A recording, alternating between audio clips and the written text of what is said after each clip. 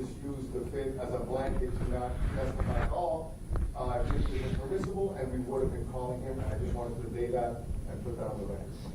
Regarding my motion for mistrial, previously, and for the record, the court previously in December of 2022 asked our defense counsel to file responsive pleading in reaction to Mr. Shields filing a motion to strike all my witnesses.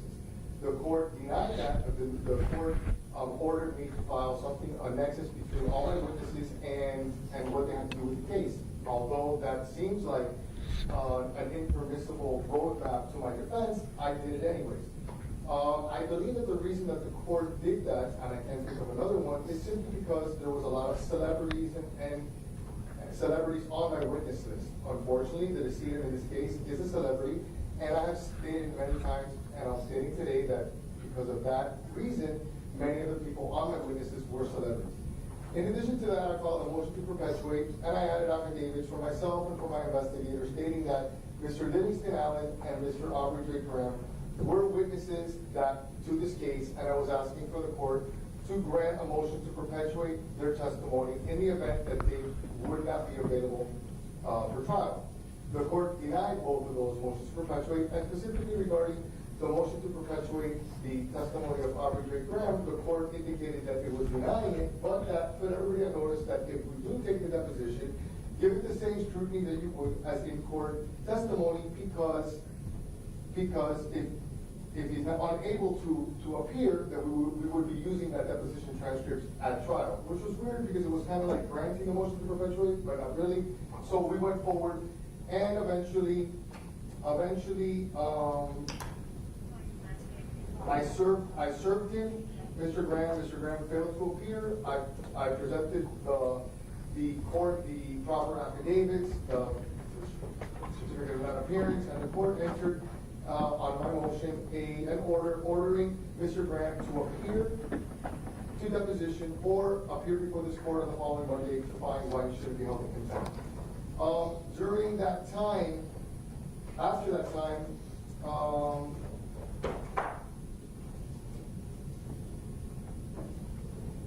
before that, I also alerted the court that Mr. Livingston Allen, who had been properly served to attend this trial, and I was trying to get a motion to perpetuate his testimony, had stated publicly on his podcast that he was actually evading service and that he would have nothing to do with this case.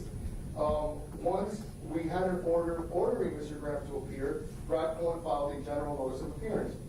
On February 13th, the court heard Mr. Cohen's motion to quash, and although it granted Mr. Cohen's motion to quash, the court gave certain instructions or gave some language while the court did in fact grant his motion. The court said that that it would do certain things on behalf of Graham. It would limit the topics, and I think the court said that it wouldn't give me the questions, but it could narrowly tailor the topics. The court said that maybe it would only be as simple as asking several questions, and I believe the court at that time gave sample questions. So it basically hinted at the narrow parameters that deposition would be. It talked about sealing of the deposition, so that it wouldn't hit the media, and it talks about the balancing test about privacy rights and constitutional rights of the defendants. And you also told Mr. Cohen that at some point, regardless of the defects that he stated in the affidavit, that at some point that I would get it right and I would properly serve him.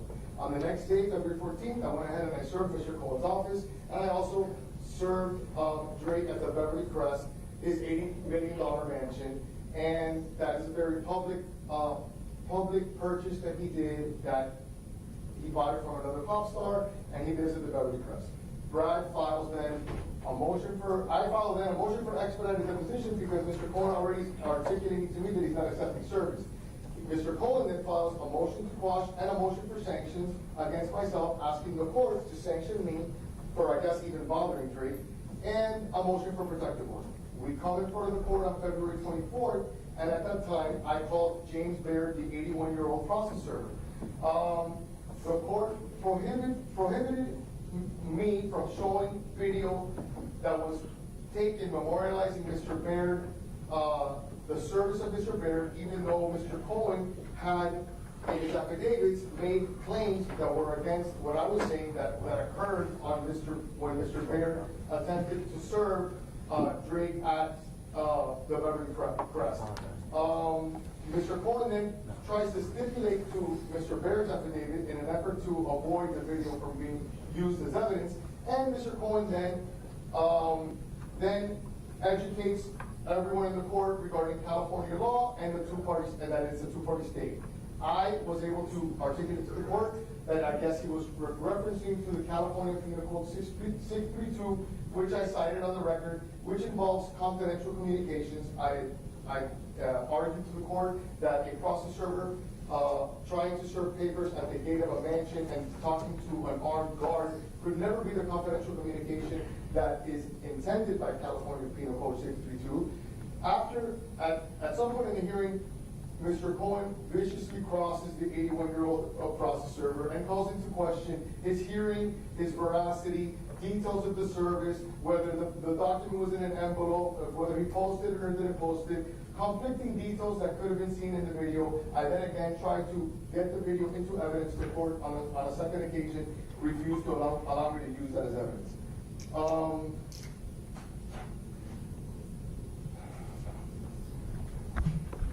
At some point, for whatever reason, in a motion regarding a process server and whether service was properly effectuated, I was not allowed to use the video of that service. When I was arguing my motion, it became clear that, and I think the court also articulated that, why am I involving Mr. Graham when he had nothing to do with this case? And I think the court actually articulated the negative implications that this would have for Drake. This is the first time that the court does this on February 24th. So then one would ask, what happened from February 13th to February 24th? Because the entire time, everybody's known my defense because I had to say my defense and air it out in December of 2022. All of a sudden, February 24th, I'm getting admonished by the court for involving this individual. So one would ask, what happened from February 13th to February 24th? Well, what happened during that time was Mrs. Shields on direct of Detective Curcio asked him straight up, did Drake have anything to do with this? Is there a Toronto connection? Now that's different than me asking on cross-examination a question that's sustained. That is the state attorney actually putting the name out there in front of the jury to a detective and getting a response that's not objected to and that's on the record.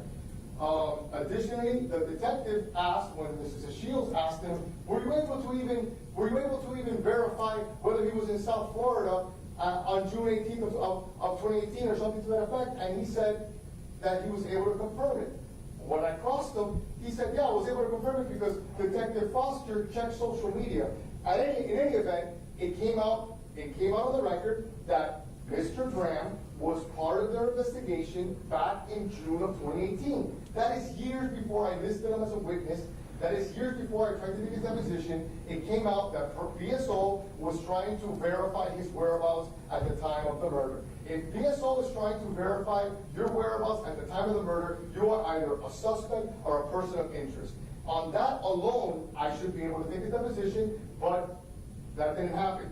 Those are things that happened in between February 13th and February 24th. Things that would encourage my ability to take a deposition, but that didn't happen.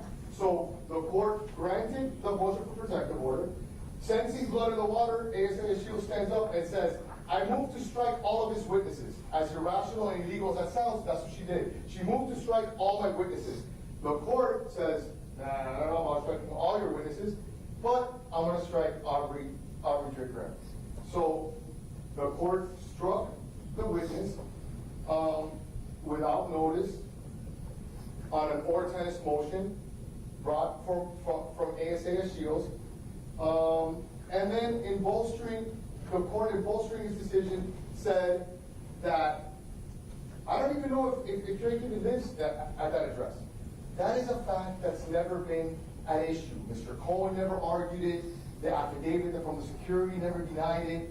So now the issue is, why is the court taking the position of Drake's counsel and making arguments that were never even made by Drake's counsel?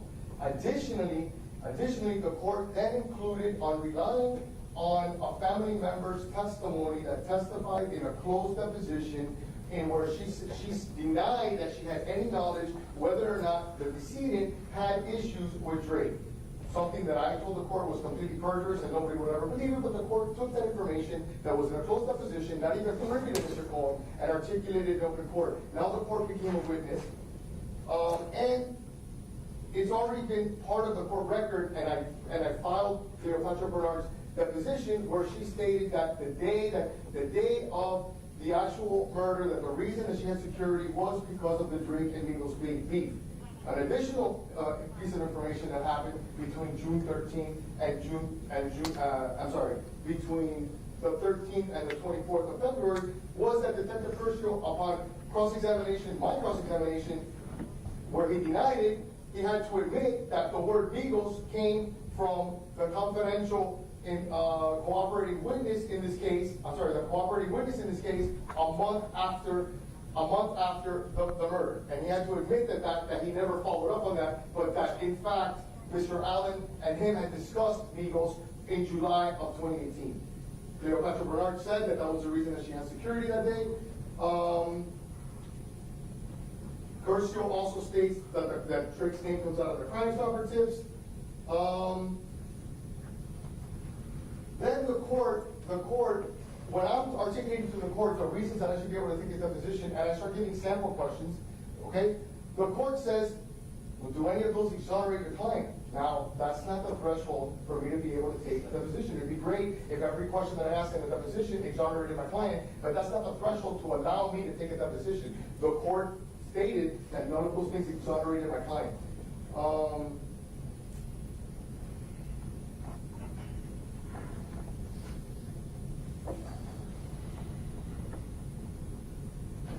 So now we're in a position where, my client was in a position where he believes that the court is now biased against him and biased in favor of Drake.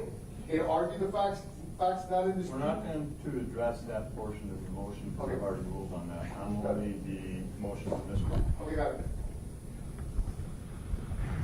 So Judge, essentially because of the court's ruling on February 24th of granting an order tennis motion to strike all my witnesses, narrowly tailoring that motion just to strike Drake, the court has essentially gutted my defense and interfered with my ability to properly represent my client, and for that reason I'm asking for permission. Thank you. States, would you respond? Yes, Your Honor. One of the first things I was looking up was Mr. Padilla's notice of appearance in this case was June 26th of 2018. It's important to point out that he has actually been counsel that's been on the case longer than anybody that's present in the courtroom. Also, he is requesting the wrong relief for, he's requesting the wrong relief by asking for a mistrial. The evidence has been closed and all parties have rested in the case. We've argued judgment for acquittal. We've argued for motion for mistrial with the two different standards. None of these arguments were raised. Instead, he took the option to join counsel, which was Mr. Kimmock at the time, his arguments and adopted his arguments, none of which addressed any of these. So I would argue that these arguments that he's making now, A, are not timely. He's waived these arguments because he did not make them contemporaneous at the time when they were supposed to be made. Additionally, asking for a mistrial after the close of evidence, essentially at the stage when we would be charging the jury and doing closing arguments is not timely. So for those reasons, I think it should be denied on its face. Additionally, it is not the first time that the jury heard anything about Drake. Drake and any parties that were not part of this case came from Mr. Padilla's mouth. At voir dire, at opening, initially when Mr. Allen was on the stand, it was Mr. Padilla that asked in his questioning of Mr. Allen, which was sequentially in the chronological order of the case before Detective Curcio testified. He asked on cross if Mr. Allen was on the set of God's Plan, which was a video that was shot by the artist in South Florida. He asked if Mr. Allen ever met Drake.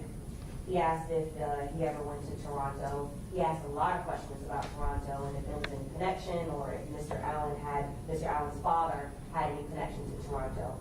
Those all came from him, not from the state. The state was put in a position, first of all, in the state's opening, I laid out what I believed the evidence would show. During my case in chief, I was put in a position, and as litigators and presenting the state's case, we always have to potentially address certain things that may come up in rebuttal or defense, because I don't know if I'm going to even have an opportunity to rebut. That's something that the court would have to allow. So I have to be able to address not only my case in chief, but potential defenses. And so in that approach is how the state asked questions in response to some of the things that Mr. Padilla brought up. Next, at the time that Mr. Padilla's motions or his witnesses were stricken regarding Mr. Graham, and there was also Linwood Walker that came up from Miami-Dade County. Mr. Padilla did not ask for continuance at that time to try to cure any defects in his defense. Any type of objections contemporaneous that would address that, so I would argue that he waived those. Additionally, at the close of Mr. Padilla's case, the court gave a lengthy colloquy to all the defendants, but specifically Mr. Williams, and asked Mr. Padilla, outside the presence of the jury, are there any other witnesses that they would call? Both said no. He didn't mention anything about any of the witnesses, even though he had listed 57, 30 of which were with the state. He could have easily called them. I know that Mr. Kemmock did. He called state witnesses. Mr. Padilla never did. He never tried to perfect any of the issues or any of the problems with his service. And I would argue that because he did not make contemporaneous objections or address it at that time, even the defendant himself did not raise an issue and say, Judge, I want Mr. Padilla to call Drake. I want Mr. Padilla to call Linwood Walker. I want him to call all these witnesses. He in fact sat silent and mute and said that he was fine with the defense. And for as far as we knew, it was simply strategy as to why he did not attempt to call anybody else. And I would argue that because at that time, during the colloquy, before the court had moved on and he rested in front of the jury, he waived those objections that he's trying to raise now, and they're not timely. He also addressed something about, not having the opportunity. Because he's been on the case the longest, Mr. Padilla attempts to make an argument that the only opportunities that he had to do any of the work that he's referring to is right before trial or during this time. I would argue that he could have done any one of these things, including serve Drake, serve Linwood Walker, since June 26, 2018, when he was retained as counsel. So because he failed to do that, and that's on him, for whatever reason he has not done that, that does not then make it an issue for this court to then try to delay the trial or delay his client's right to a trial after sitting in custody for 5 years to say, well, the court didn't allow me the opportunity. He chose not to do it for 5 years. That's on him. Additionally, he never asked for a motion to address the service for any of the other parties that he listed. And the comments that he's making about, the sua sponte motions or whatever it was that were happening at the time, it's not sua sponte. This was his burden to prove that A, service was proper, and proper at the correct address, which is the residence of the party he is seeking to serve. He didn't do any of the sort. I sat through that hearing and I watched everything that everybody saw. He chose to put on that particular witness that had those issues and essentially was being combative with the court, whatever his hearing was or whatever it was.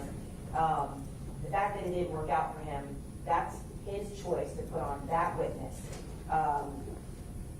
and his burden to prove the things that he's claiming and alleging. Because he didn't do that, I would argue that the motion for mistrial should be denied, not only on its face for having requested the wrong relief, but also for all the reasons stated therein. Lastly, he's not stating anything new in his motion that he hasn't already argued before. Essentially, this is like another stab at it, where with the court's ruling, he also should have, if he had took issue with the court's ruling, should have filed a motion to hear the hearing again. I believe that's a 10-day request. That's not timely because he would have had to have done it within 10 days after the court's ruling to ask for an additional hearing for it to be reheard. He didn't do that. So essentially, I think based on all the above reasons, it should be denied, and we should proceed to the charge conference. Any final comment? Judge, I'll just say that it took 5 years for Cleopatra Bernard to actually sit for a deposition. The reason that I never listed witnesses that I did was because it was obviously a fact-finding process of depositions that had not been taken. Regarding James Barrett, I just want to say, I want to publicly say, he can hear. The problem is the audio that was there that day. If I would have been allowed to show the video that I wasn't unable to show, it would have showed him having discussions and being able to talk and hear perfectly fine. James Beard can hear, and that's basically it, Judge. One thing is being able to defend a case like this regarding celebrities. No one can tell me that if I file a witness list, that's going to hit the media and that's not going to affect the deposition testimonies that didn't take. Important deposition testimonies that took years and years was Cleopatra Bernard. For no reason. It took years and years for us to take a deposition, and then also Robert Allen. So I'm sorry, as a strategy, I am not going to file a witness list that's going to interfere with my fact-finding process, and that's the reason that it took so long. Okay, thank you. So, addressed as a motion for mistrial, it largely reflects disagreement with adverse rulings by the court and not information or things that happened before the jury, and which would be proper motions for mistrial, which should be contemporaneous. This is more in the nature of appellate issues, and not, adverse rulings during trial are not grounds for mistrial. Mistrials are for something happened in front of the jury which cannot be corrected. So it's really not the proper form for this either. Let me note that the whole witness question started out as a motion to strike by the state all of the witnesses, which I declined to do. And the request for counsel to provide some nexus was in a response to the state's motion to strike everyone. I said, show me how they're relevant and we can move forward from there. The court's advice to take any depositions if they were to happen with an eye to a future motion to perpetuate was just cautious guidance. I think no way should be interpreted as the court granting those motions, because the court clearly did not grant motions to perpetuate testimony which no relevancy or nexus had been shown at the time. Merely the court was saying, I was not going to stop you from conducting discovery in those areas should you feel it necessary. With respect to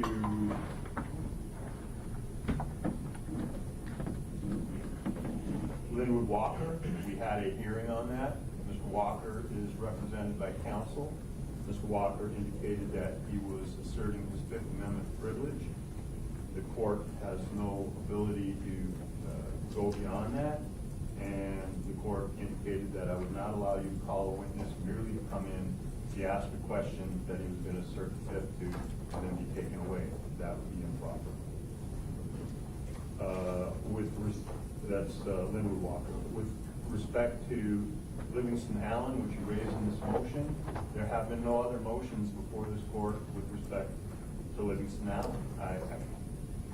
You've not made any requests, so it's just not grounds that you're bringing up at this time. With respect to the show cause that came on the one witness, Mr. Graham, the first hearing that we had on that, the court ruled that there was not proper service. We had a second hearing, and I did encourage counsel to work together and see where it could go. That's not the same. Court's encouragement, court telling people to get along, play well in the sandbox, to do things to facilitate moving forward, is not the same thing as a court order, which either is expressed as a court order or comes out in writing. When I say, why don't you guys get together and see what you can't do, that's merely a court's suggestion to see how we can facilitate. But in no way is a court order or directive. Counsel indicates that, and in the second hearing, my function is to determine whether or not there was proper service, and counsel's statements of like, everybody knows, or it was highly publicized. Again, there was no request for judicial notice, and what everybody knows or what's out there is not evidence before the court, and it has to be proven like anything else. The court was indicating to counsel that its motion for further relief through show cause or writ of attachment did not have sufficient evidence.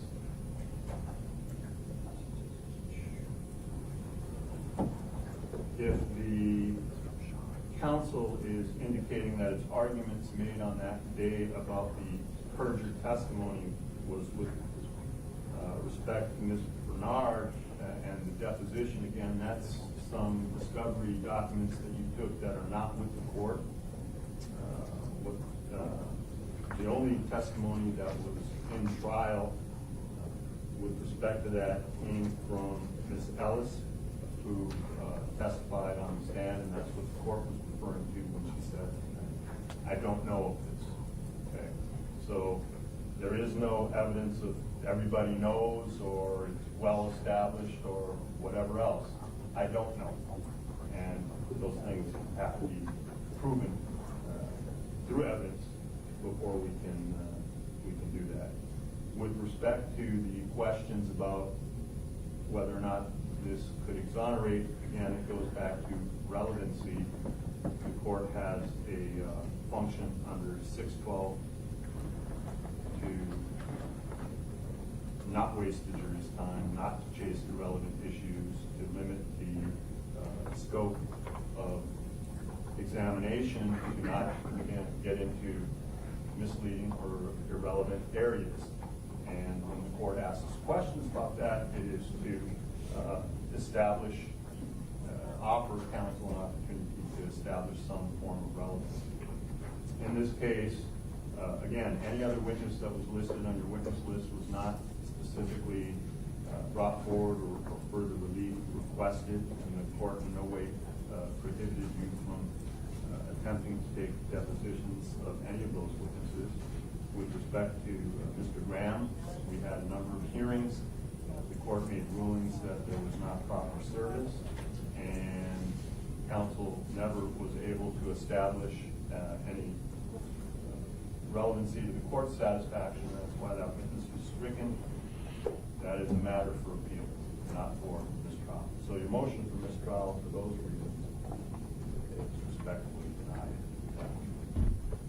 Now, Mr. Rares, also state, although the motion for mistrial should be contemporaneous to the event as it happens in the case, I would not say that a motion for mistrial cannot be had after both sides have rested, because oftentimes a motion for mistrial can come up in closing arguments, which happen after this point.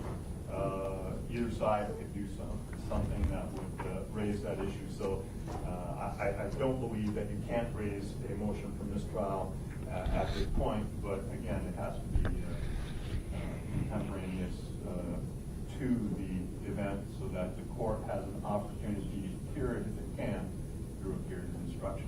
Which brings me to Mr. Rich. Thank you, Judge. You set the stage for me marvelously. Thank you. Judge, my motion is couched in a renewed request for mistrial and or curative instruction.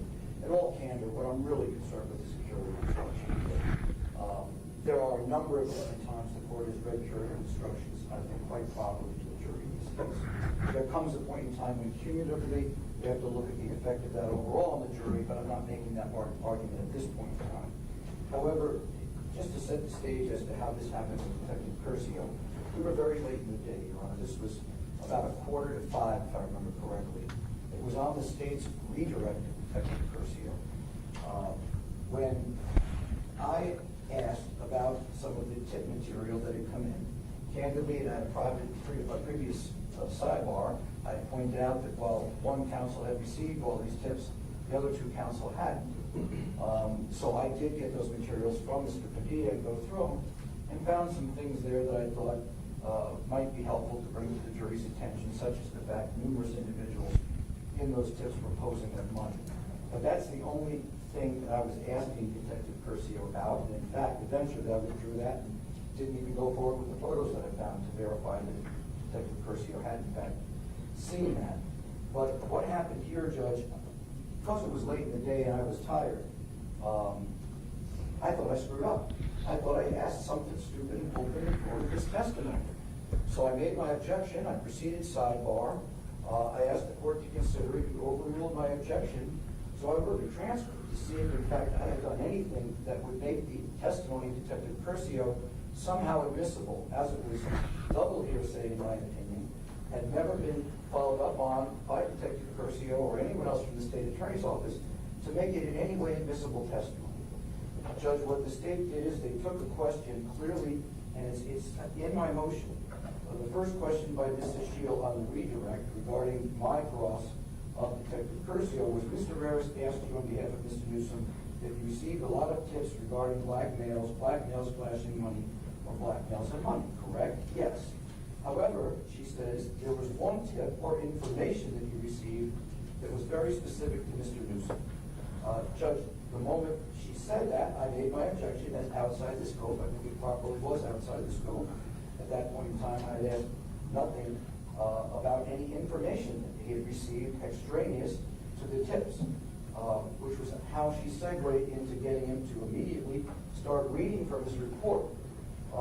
Judge, the report had always contained reference to an alleged text from a phone number that was never traced to my client, allegedly by my client, with a picture of him attached, containing what amounted to a confession.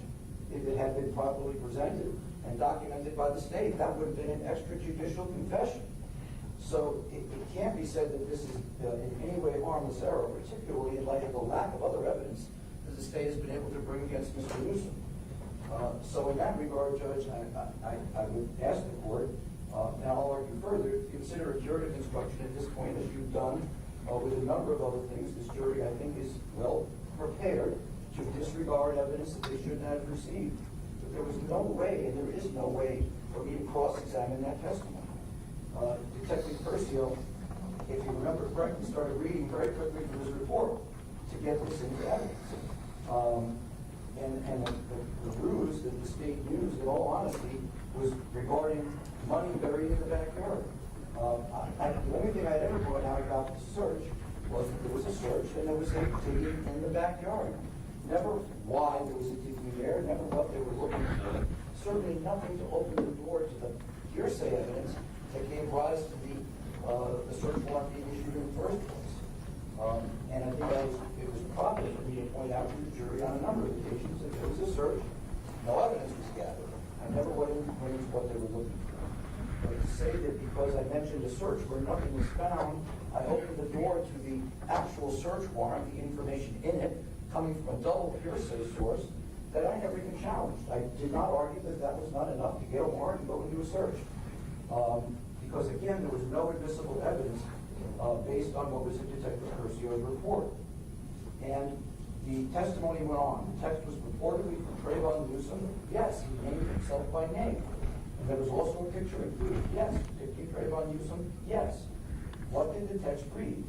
Judge, no text was ever produced in defense. No picture was ever produced in defense in discovery in this case. All this ever was this information in a police report. And I would argue to the court that without a lot more background work to develop that into admissible testimony, the state knew that this was not admissible. I, in fact, had discussed that with Mr.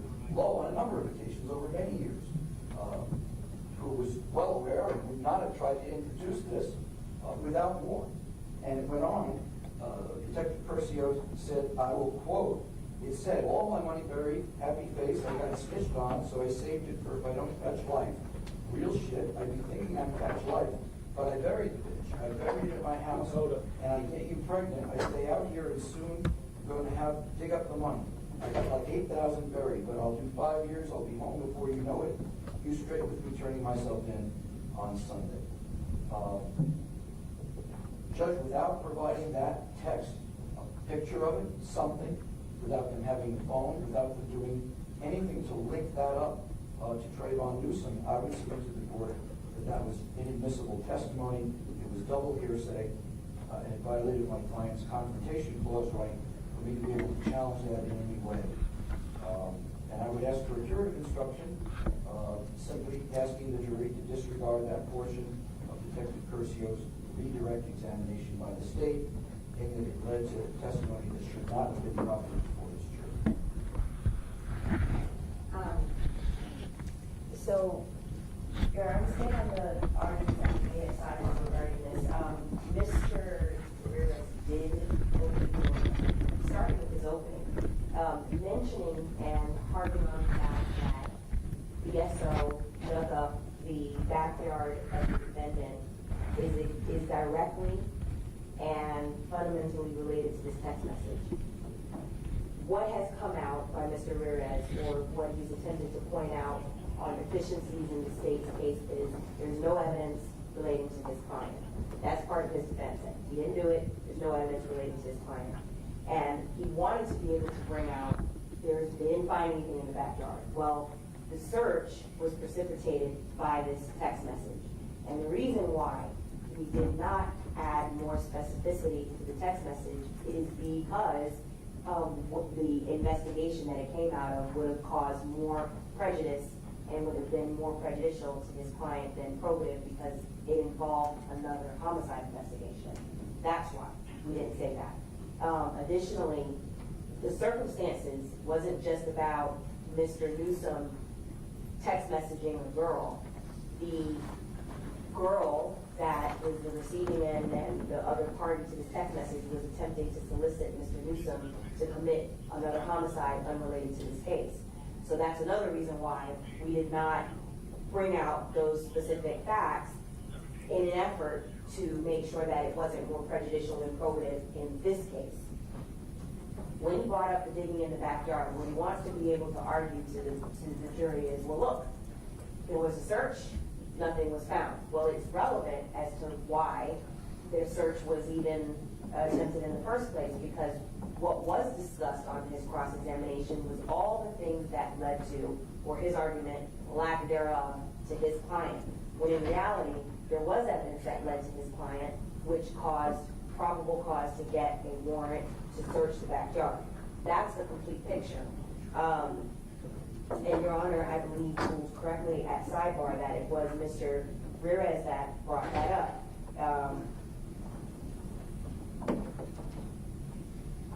Additionally, what came out during the trial, I think, also substantiated part of that, the relevancy. Mr. Newsom, in particular, as opposed to the other two defendants, was, we had to address mid-trial that he was intimidating or threatening a witness for being a snitch.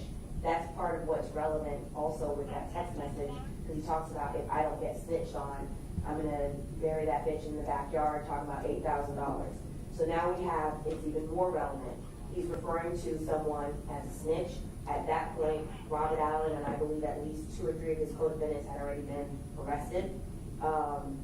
He's again been in this trial berating someone for being a snitch who's testified against him. He referenced the money, which was important because they were looking for connections to this crime.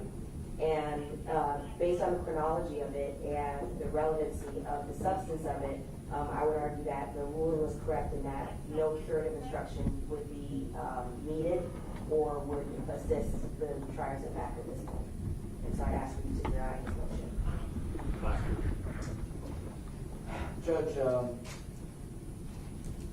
I disagree with the state that simply stating that a search was conducted and what the law enforcement did during that search opens the door to the hearsay basis that was the issuance of the search warrant. I would point out that the testimony has been that my client introduced his own name into this case when he went back to that vehicle that had been abandoned, that was clearly used in this crime, and placed his name in it. So long before anyone else was a suspect in this case, or even before the individuals on the video had been identified, my client's name was involved in the case.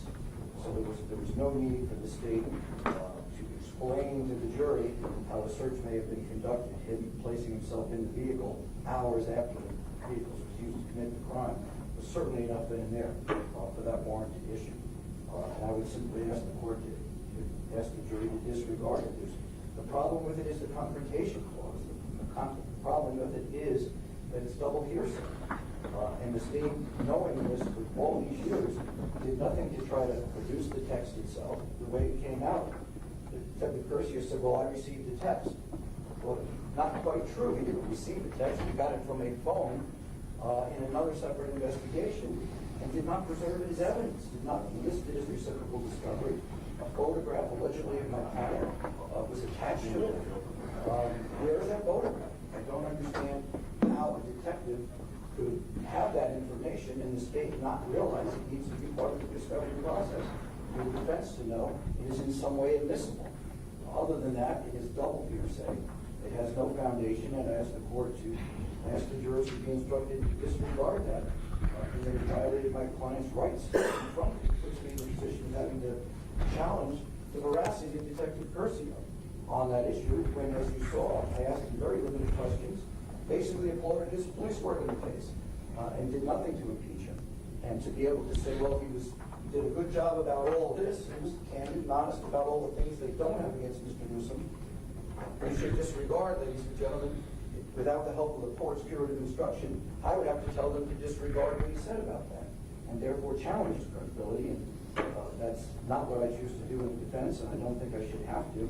I think the case should rest or fall on admissible evidence, and I believe this was inadmissible evidence that can be cured with a curative instruction. Thank you. All right, well, I made my initial ruling at the sidebar, and I'm sticking with that ruling.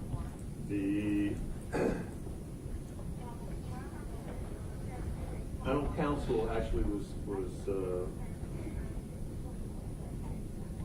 I think very good at not opening up doors that did not need to be opened and tiptoed around things I think in a very skillful manner. However, the issue of their digging up the backyard was brought out through counsel to the jury in opening. This is floating around up there. If the statement had been, yes, I killed the victim, yes, I received it, much more detailed, then I'm certain that the state would have put it out there in that form, and we would have had other, hearings on that. That's not what it was.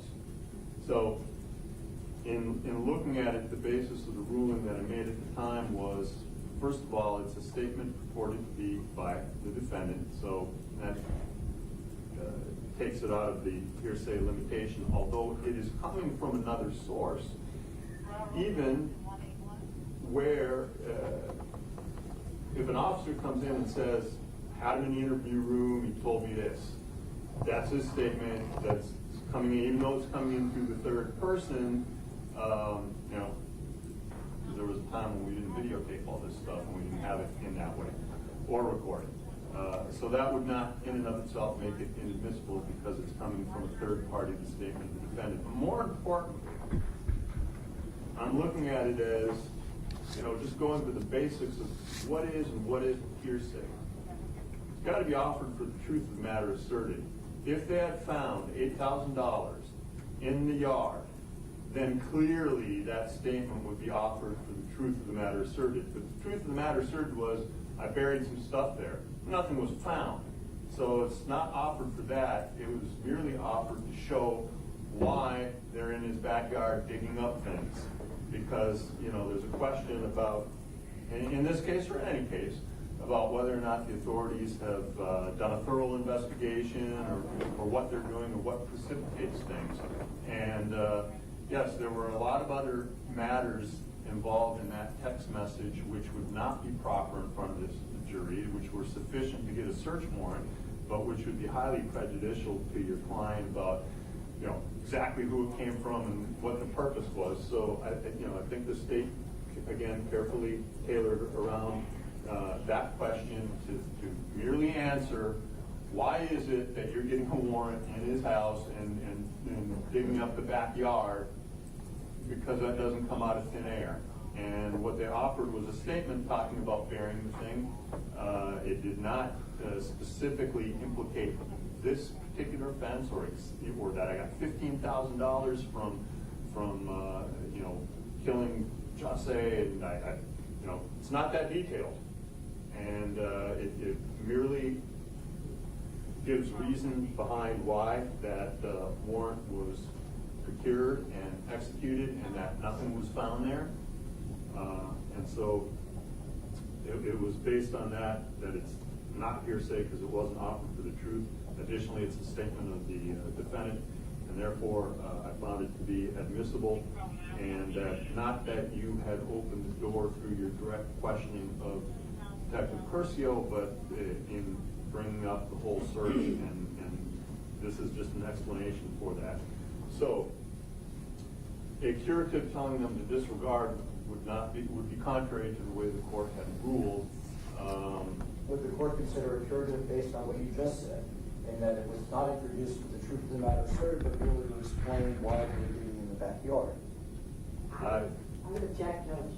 I mean, it looks like the state did something wrong when Your Honor is saying the exact opposite, that we didn't do anything wrong, and that it was within the court's ruling and proper to be able to bring this out.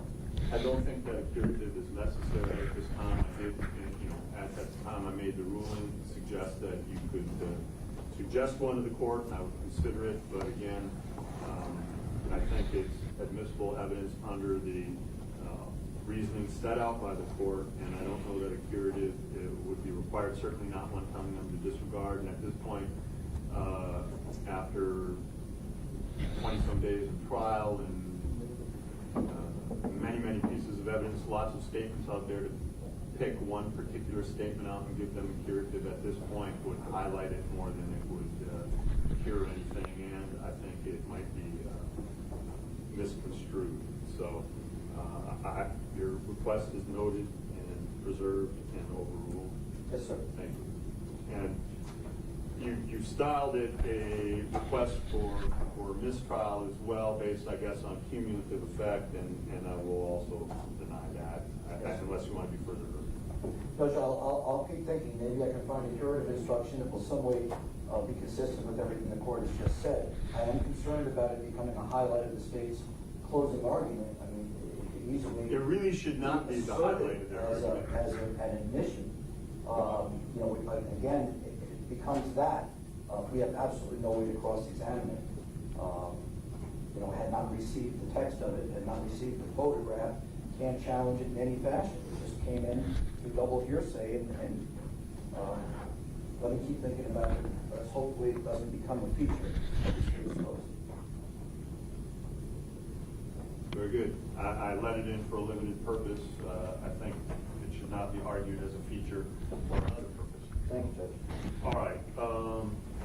With that, shall we talk about instructions? Why not? Stage ready. All right.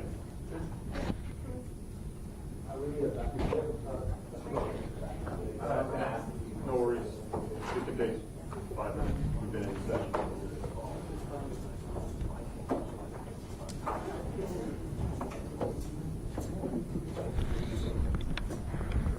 Make those changes, and since I'm doing it 3 times, you make the same changes on all 3. Okay. I'm hopeful that once you take out that 7-1 there, that last sentence will fit on the page. It should. But if you need to adjust the margins, if you can make it a 1-pager, it's just easier. Okay. All right. Then next, we have 7-2, first-degree murder. Judge, I have 2 objections. One goes to the final paragraph. The last sentence says, "In the conduct of the defendant convinced you beyond a reasonable doubt." The standard instruction is in the conduct of the accused. Request that the word accused be substituted for the word defendant. So that is what is in the standard instruction. No objection, Judge. I can change it in all 3. Doesn't matter. Okay. That's in the last paragraph, correct? Correct. All right. And then, Go ahead. My second objection, the court has requested, or the state has requested the standard, a special instruction, which is in italicized. They've requested this language: premeditation can be inferred from such evidence as the nature of the weapon used, the manner in which the murder was committed, and the nature and manner of the wounds inflicted. We object to the inclusion of that special instruction. In order for a special instruction to be included in the jury instructions, 3 prongs must be met. 1, it must be supported by the evidence. 2, the standard instruction must not adequately cover, in this case, the state's theory. And 3, it must be a correct statement of the law and not misleading or confusing. We object on both the first and the second prong. We obviously moved for judgment of acquittal on premeditation. It's our belief that there is no evidence of premeditation. The state has failed to present a prima facie case of premeditation, and as such, the special requested instruction is not supported by the evidence.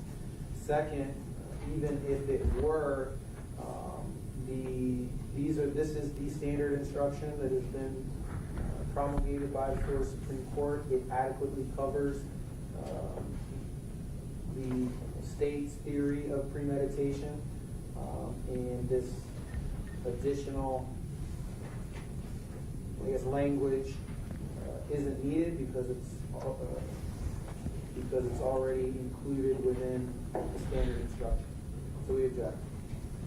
It's not included in the standard instruction. Additionally, Your Honor ruled against the defense saying that there was no prima facie evidence that there was premeditation. My exact argument was, by the nature of the weapon, which was a .22 caliber rifle used in this case, also the act of killing, pointing a loaded .22 caliber rifle at the victim's head and upper neck area, and then shooting the victim 3 times, that the nature of such evidence and the weapon used, the manner in which the murder was committed, that the wounds were inflicted, that premeditation can be argued based on that. That is the exact argument that the state made at the JOA and directed verdict stages. Additionally, reading the standard instruction for first-degree murder, it does not cover that. And I imagine, I don't know what the defense is going to say, but I imagine they're going to argue that the state did not meet its burden for premeditation. And I would like to be able to argue and have the law correctly reflect as it does, based on Fennell versus State, cited at 959, Southern 2nd, 810, which is a 4th DCA case, and Perry versus State, cited at 801, Southern 2nd, 78, which is a Florida Supreme Court case, that we should be able to argue that the jury should be properly instructed on that so that they know that that is a proper argument. We hear from counsel for Mr. Williams.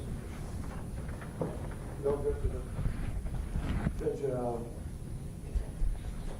a special, I don't know that, including it there in this, the first degree murder is the appropriate place for it. I don't think it's necessary under the criteria cited by Mr. Kimmock in terms of helping the jury understand. So I would object to this language. All right, well, I mean, it's not a special as a separate special, but. Judge, I have no further objection beyond the objection that came up in the, for the record. Okay, so you're adopting his argument? Yes, sorry. Okay, no worries.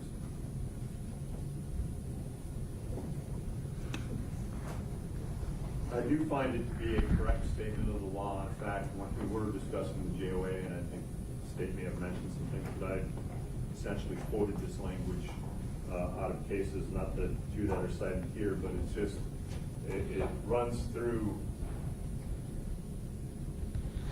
an overwhelming amount of the appellate cases dealing with first degree premeditated cases.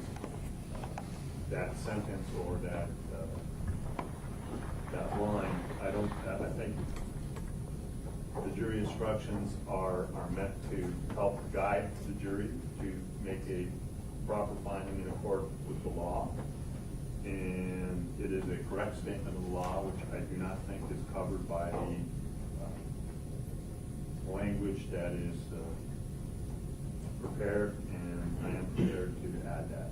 Judge, if I may, I'm reading from Fennell versus State 959 Southern 2nd 810, and the reason is because the state has included only the prongs of premeditation that assist them. There are a number of other prongs in premeditation that. You mean the prior difficulties and the other stuff? Correct. It's a longer statement. If you wish, we can put the whole thing in. I mean, maintaining our objection to having it in there anyways. But if it has to come in, you want it with the whole site. Correct. So, So I will agree with that and have it so that it reads the full string again, which is oft quoted and is in all sorts of instructions. Premeditation can be inferred from such evidence as, and I think it starts out with nature of the weapon used, but then prior, read it, it's like prior difficulties. Yeah. The premeditation may be inferred from the nature of the weapon used, the presence or absence of adequate provocation, previous difficulties between the parties, the manner in which the homicide was committed, and the nature and manner of the wound. Right, so it misses those two things, but that's a correct statement of the law, so if we're going to put it in there, let's use the entire quote. Okay. Not as a quote, and again, I know you indicated earlier that obviously the case site references will be removed. Correct. Okay, very good. Any other changes on this one? That'll have Mr. Newsom now. No, Judge. No, Judge.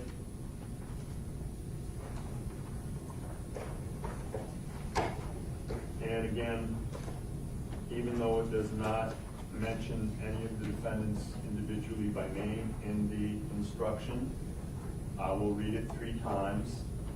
I will say, and how I will do that is, after reading the prior instruction, then I will say, here's the instruction on first-degree murder with respect to Mr. Boatwright, with respect to Mr. Williams. It with says respect that to- the names are in there in count 2, Prompt. Okay. or element 2. The death was caused. Okay, good. Yeah, all right, I see it. All right, very good. All right, then we have the felony murder. By the way, I mean, if you want, we can have our discussion on that. The state has provided a number of cases on point on that. The defense hasn't presented me with any that say that they're not allowed to argue either theory, even if only premeditated was charged in the indictment. Yes, Judge, I can see that Florida law permits the state to do it. We nevertheless object as to constitutional due process rights with Mr. Boatwright to be advised of the full charges of him. All right, and again, in addition to the cases that the state provided me with, which were Crane versus State at 894 Southern Second 59, 2004, Florida Supreme Court case. Parker versus State, 904 Southern Second 370, 2005, Florida Supreme Court case. Mansfield, 911 Southern Second 1160, 2005, again, a Florida Supreme Court case. The court also would cite to Weatherspoon, WEATHERSPOON, the State at 214 Southern 3rd, 578. That's Florida Supreme Court, 2017.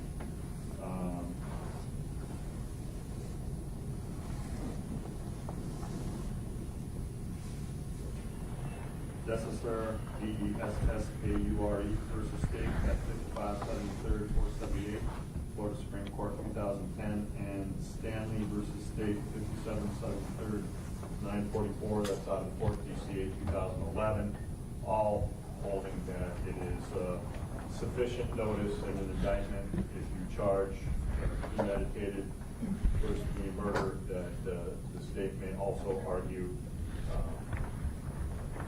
felony murder, as long as there is some where in there where the felony is either charged or explained, and in this case, since the qualifying felony is robbery, and that is actually a charged offense, and since the jury will be fully instructed on that charge and element, it's fine. But I thank counsel for conceding on that, although objecting, I guess, in hope of future changes. Judge, could you please just repeat the Dessasaur site one last time? I didn't catch that one.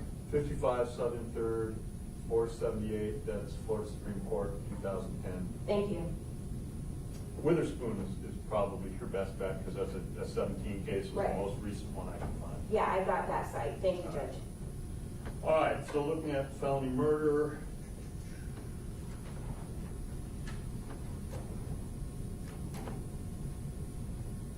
Again, it enumerates robbery. It's got the definition of robbery.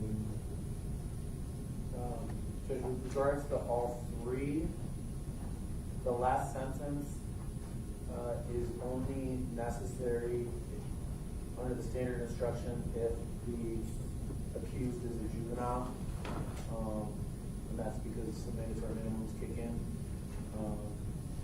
You're talking about to be a principal? No. If you find Dedrick Williams guilty of first-degree felony murder, you must also determine whether the state proved beyond a reasonable doubt that he actually killed John Day Unemployed.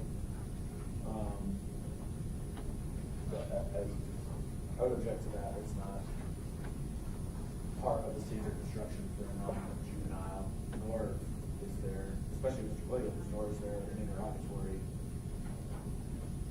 with regards to that.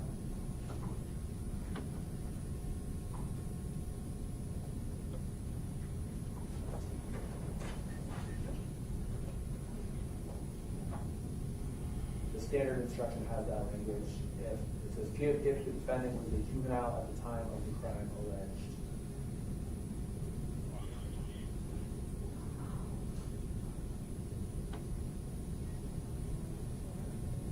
I'm pulling it up. Hang on one second. I'm looking.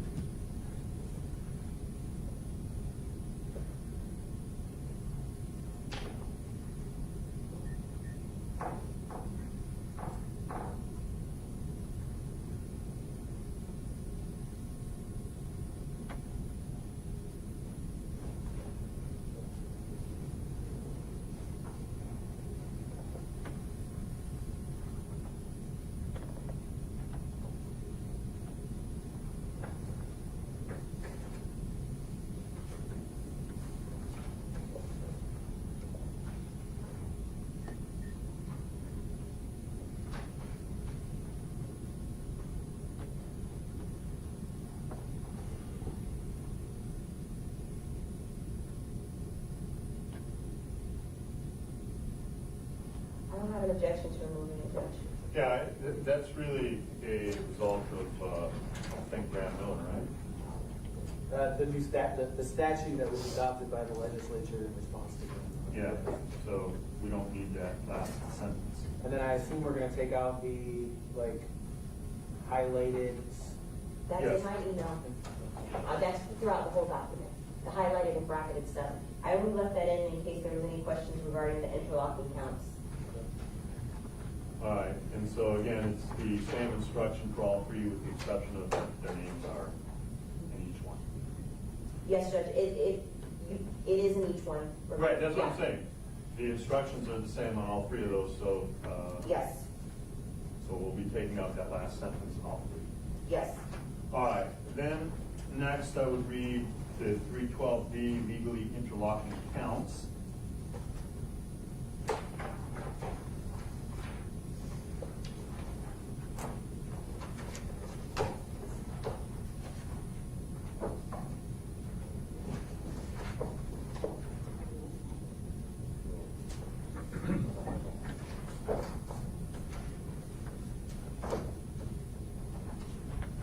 I have no objection.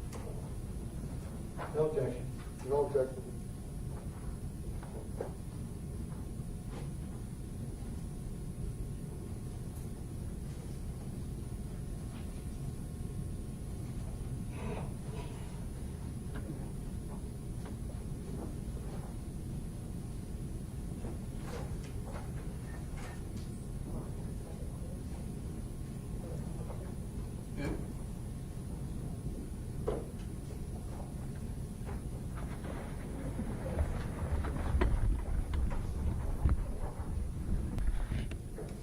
The only time they're actually linked is under felony murder, but not under the premeditated.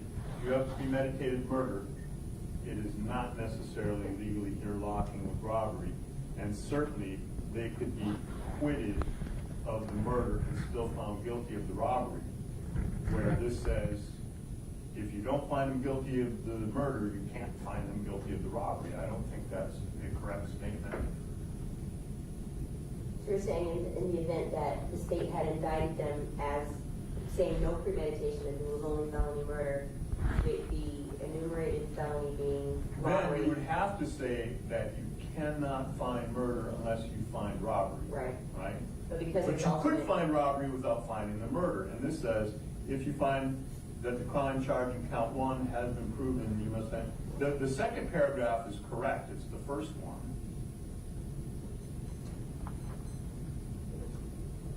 To adequately have this be a proper instruction, which they should be instructed on, I think it should say counts 1 and 2 are linked in that the crime charged in count 1, first degree felony murder, robbery is an essential element. Because it's not to premeditated, but it is to felony murder. If it was only charged as felony murder, they're legally interlocking counts. Okay. So we're just adding. And then, well, no, but actually, if you find the crime in count 1 has not been proven beyond reasonable doubt, you must find the defendant not guilty on both counts 1 and 2 is not correct. They can legally find, it's not inconsistent for them to find a robbery without finding a murder. If they believe, for example, that they aren't principals or only on robbery. So I'm not sure that the legally interlocking counts instruction applies. If it does at all, it is only with respect to count 1 under a felony murder theory, not under a premeditated theory, and it does not apply to the robberies standing by themselves. Am I wrong? No, I understand what you're saying. I guess the state has requested that the instruction near the verdict form that some jurors can find them guilty of felony murder, some can find them guilty of premeditated murder. They don't all have to agree. We're going to argue about it. That's part of the standard instruction. We're going to have a discussion about that later, but I guess I would request that there be some language that says that, look, if you don't believe that they committed felony murder, then you must acquit them on the armed robbery. And so I think that I would request that we keep it I don't disagree with the court in specifying it to felony murder. So we can say, felony murder and count 2 are linked, and that the crime's charged, and that the crime of felony murder, robbery is an essential element of the crime charged in count 2 armed robbery. You should first consider the evidence applicable to felony murder. If you find the crime of felony murder has not been proved beyond a reasonable doubt, you must find the defendant not guilty of robbery. It doesn't address the other areas that Your Honor has said, which is, and first of all, they don't have to elect on a verdict form or ever have to state when they're polled or in court which theory they elected. So it's a misstatement of the law to say it that way, to say, well, if you find this, then you must find that. Because one of them could find that it's felony murder, guilty of felony murder, and the other 11 could find that it's premeditated, and they never have to say that, and they never have to indicate why, as long as they say guilty of first-degree murder. So based on the concerns that Your Honor has raised, I would argue that then we remove the legally interlocking counts instruction, because it's more confusing than it is assisting them and aiding them with what the law states. It becomes a misstatement of the law. True and consistent verdicts are those which an acquittal on one count negates a necessary element for conviction on the other count. So only with respect to felony murder, but not to the robbery. And this,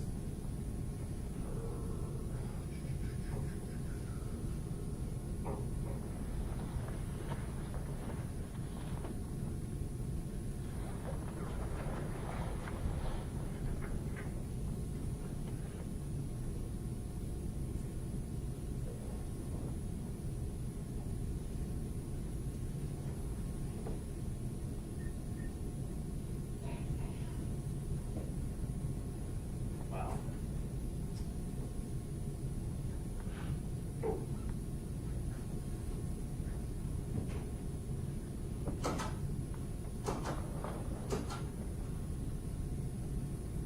I'd also point out that I'm looking at the comments under, I guess these were the legislative comments under the legally interlocking counts, and technically, we have not charged felony murder, because it says, and if we're reading this as black letter law, legally interlocking crimes are charged when the crime charged in one count of the information or indictment is an essential element. What the defendants have been charged with, technically, is first-degree murder. We're allowed to argue the alternate theory, but it's not charged. So technically, I don't think that it would apply, just because reading this as plain black letter, it's not something that we charged. Right. I don't think legally interlocking counts applies, because it's misleading in that the way it ties them together. Specifically, as it's read, it talks about if you don't find count 1, you can't find count 2, which is just not the case here. Now, what I also don't like is, and really this should be read after, behind the verdict forms and not at this point, which is why it's the 312.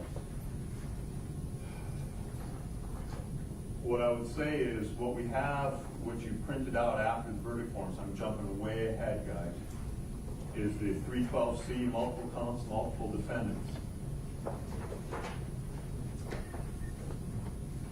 But the way that reads, it says a separate crime is charged against each defendant, each count of the indictment. Defendants have been tried together, however, charges against each defendant, the evidence applicable to them must be considered separately. That really addresses the fact that a finding of guilty as to one of the defendants must not affect the verdict as to the other defendant. And it says, or other crimes charged, but the single defendant, multiple counts or information says the finding of guilty or not guilty as to one crime must not affect the verdict as to the other crimes charged. I would propose that we tailor that 312A, take out the thing that says single defendant, just multiple counts, and say a separate crime is charged in each count of the indictment, and although they've been tried together, each crime and the evidence applicable to it must be considered separately and a separate verdict returned as to each. If finding guilty or not guilty as to one crime must not affect your verdict as to the other crimes charged. And then follow that up with separate crimes are charged against each defendant. So two separate instructions instead of trying to have it as one. Because they should be instructed that not only can they find that they're finding them guilty on one count doesn't force a finding on another count. And secondly, the 312C is they're finding guilty as to one defendant shouldn't affect their finding as to another defendant. Just so that I'm understanding, you want me to leave 312C in, but Yes. add before that, just before that, 312A? Yes, although Okay. just take out the wording that says single defendant. So in other words, they get one instruction saying that a decision as to one count should not affect their decision as to another count. They've been tried together, the counts, but their verdict must be to each count individually. And then the 312C says the defendants have been tried together, but their verdict says to each defendant shouldn't affect the other. So it'll just read, for the caption, For the 312A, Yeah. multiple counts. okay, got it. Can I hear from the defense on that?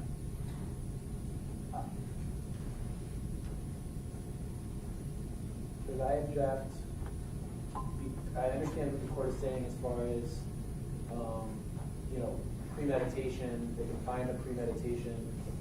Felony murder and armed robbery are legally interlocking accounts. The state is proceeding under, in part, a theory of felony murder. Hold on a second. Moving up, put interlocking counts aside for a second. I'm just talking about instruction 312C, multiple counts, multiple defendants. Well, I think does not adequately tell them. I would like it separated that counts are distinctive and defendants are distinctive. I think that protects the defendants. And so instead of just reading the multiple counts, multiple defendants, because that really just talks about finding as to one defendant, but it doesn't talk about finding as to one count.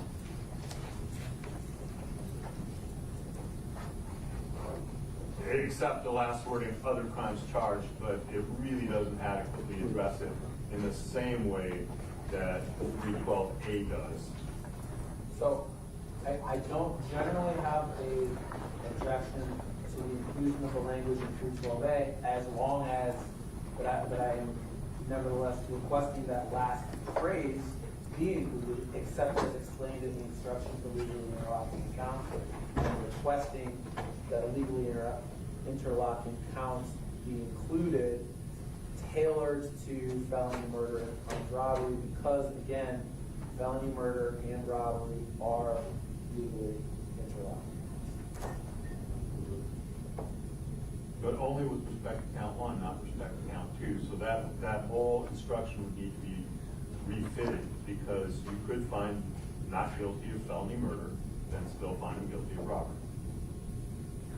But the way the instruction reads, it says if you find him not guilty of felony murder, you must find him not guilty of robbery, and that is incorrect.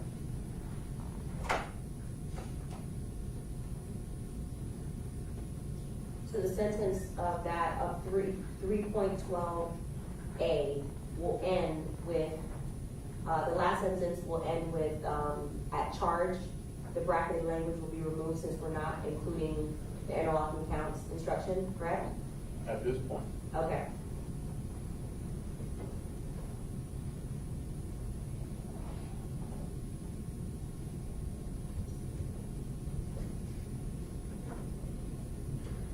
And then on the 312C, it would be as you have it, but because we're calling the 312A multiple counts, 312C could just be multiple defendants, so that they understand that we're covering both subjects.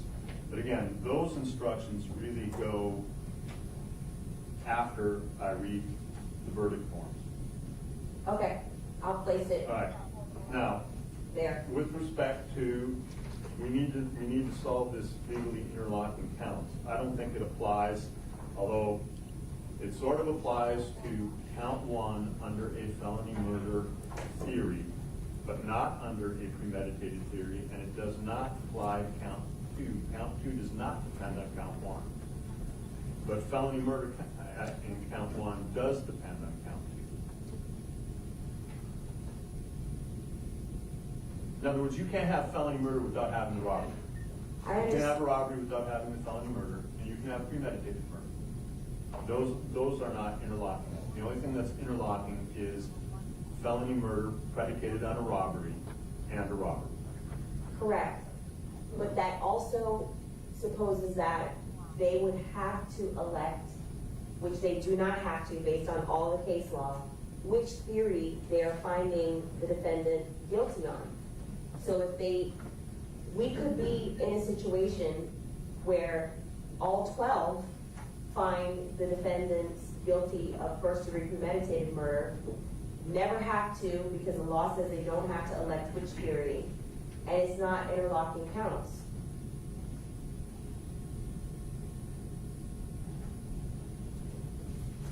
I don't know how we can fix this.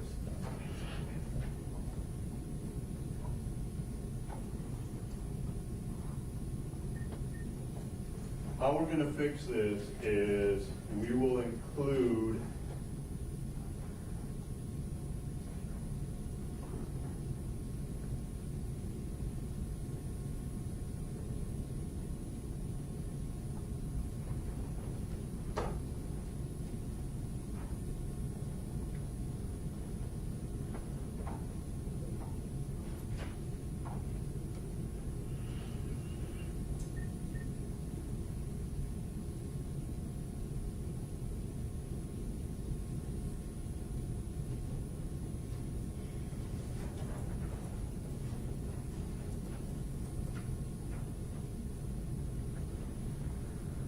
one second.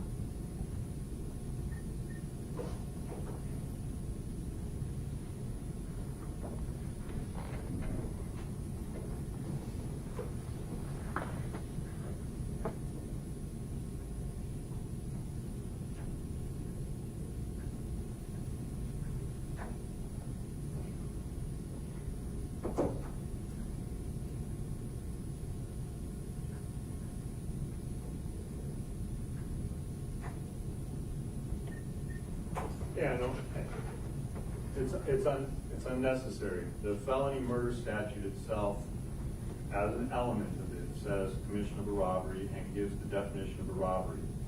So the fact that it is a necessary precedent is already in the felony murder statute.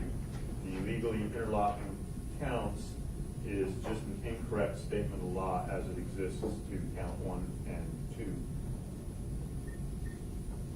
Okay. So, over objection, if there still is any. Yes, I'm not. Yes, Judge. Okay, I'm not going to read 312D at all, but I will ask, again, at the appropriate place, to have the multiple defendants and the multiple counts broken into 2 instructions. Yes, I have that. Which we discussed already. I have that notated. Okay. Now, all right, so getting back to the order of things, we've just gotten done reading premeditated murder and then 7-3 felony murder first degree as it is. Then I would read, Page 21, 3.4. see again, this is sort of an order thing.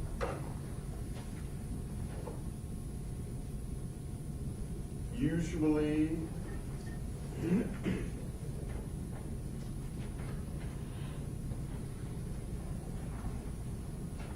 where's my armed robbery instruction? Because you have a robbery one in there. Am I missing it? So Judge, when I looked on the Florida Supreme Court criminal one, it had it under 15.1. And then it had also the enhancer under, I believe, 775.087 regarding Yeah, the there's no firearms. separate instruction, it's all part of the 15-1. It's in there. It's in there, Judge, it's after the homicide instructions. No, in the robbery 15.1 at the bottom, it discusses the firearm. Right, that's what I say, it's all part of it, so. Hopefully you guys can understand how I'm saying this. But what I usually prefer to do is read the charged offenses before I read 3-4, even where there's multiple counts. Okay. So I would, right after reading the murder one premeditated and murder one felony murder, those are the count one, then I would say with respect to count 2, robbery, then I would read the robbery instructions. So Okay. let's pull those up at this point. So those Instead are- of reading all the lessers for murder and then reading robbery, we do lessers after we read all preliminary charges. Understood, so it's gonna go premeditated murder, felony murder, Robbery. robbery, Then 3, then, 4 okay, lessers. that's fine. We'll do All it right. right back up. So let's look at 15-1 robbery.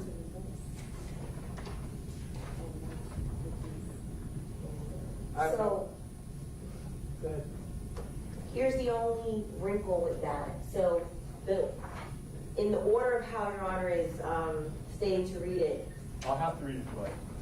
Oh, okay, so if you're gonna read it twice, because then the principle and the aggravation with the firearm. Got it. So I'll add it twice. Understood. So, well, we'll get to that part after. So once again, we just read felony murder. Now, next will be robbery. And even though it doesn't say it on here, usually I will, as I'm reading it, say it now. With respect to count 2, robbery. And so I define it there. Okay.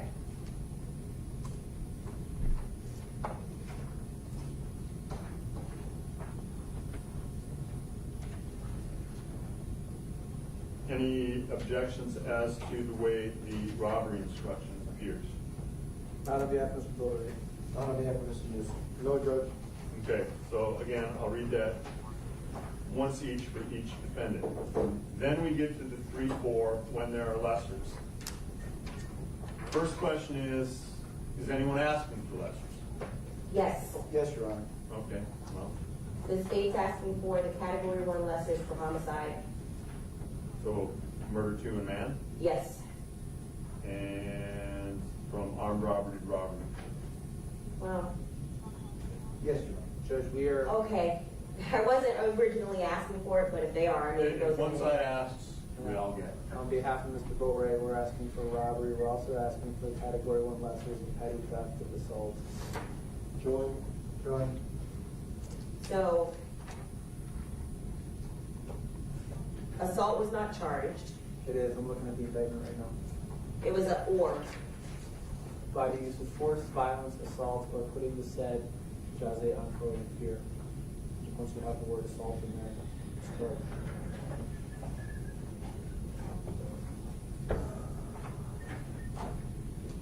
You're asking for petty theft, robbery, and assault?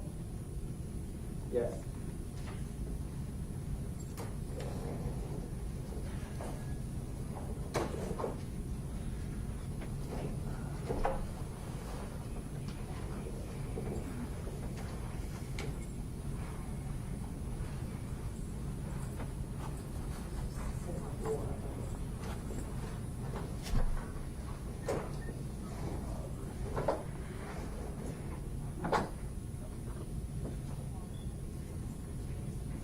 Because my only argument, and objection is that it says or, but otherwise I'm not, if Mr., on behalf of Mr. Boatwright, if they want it, then so be it.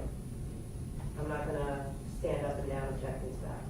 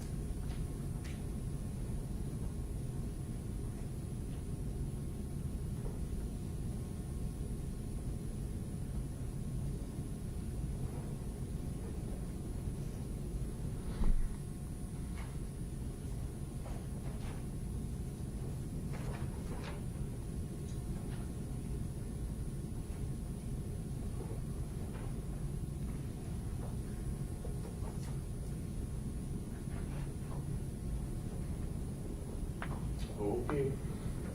You guys want to take that? Well, when you say you guys, Mr. Boatwright's the only one. I'm asking. Oh, okay. If someone asks for it, they're going to get it. Okay. We'll join on behalf of Mr. Newsom, Judge. I don't think we can do it differently. All right, so the Cat 1 lessers.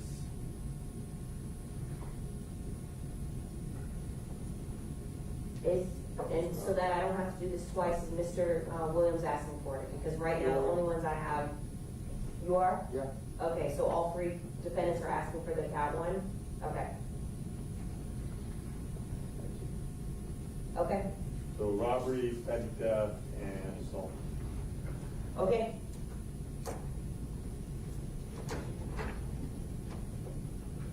Okay, so you'll add those two in there, otherwise the instruction would be correct. Lessers for murder in the first degree or murder in the second degree in man. Lessers for armed robbery is robbery, petty theft, and assault. Then I will read murder 2.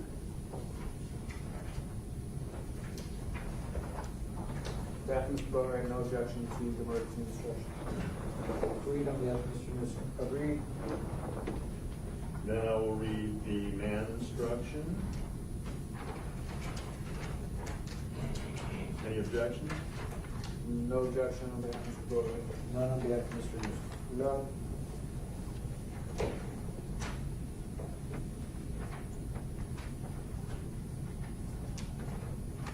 Then I will read the aggravation by carrying a firearm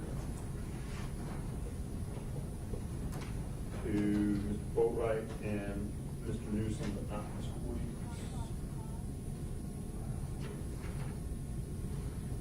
Any objection to the way that is? No objection. No objection. No objection. Okay. Then I will read the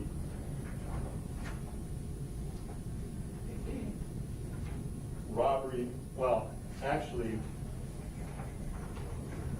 before I read the aggravation of crime, after I read manslaughter, then I need the robbery instruction 3 times again, because but this time, because it's just robbery,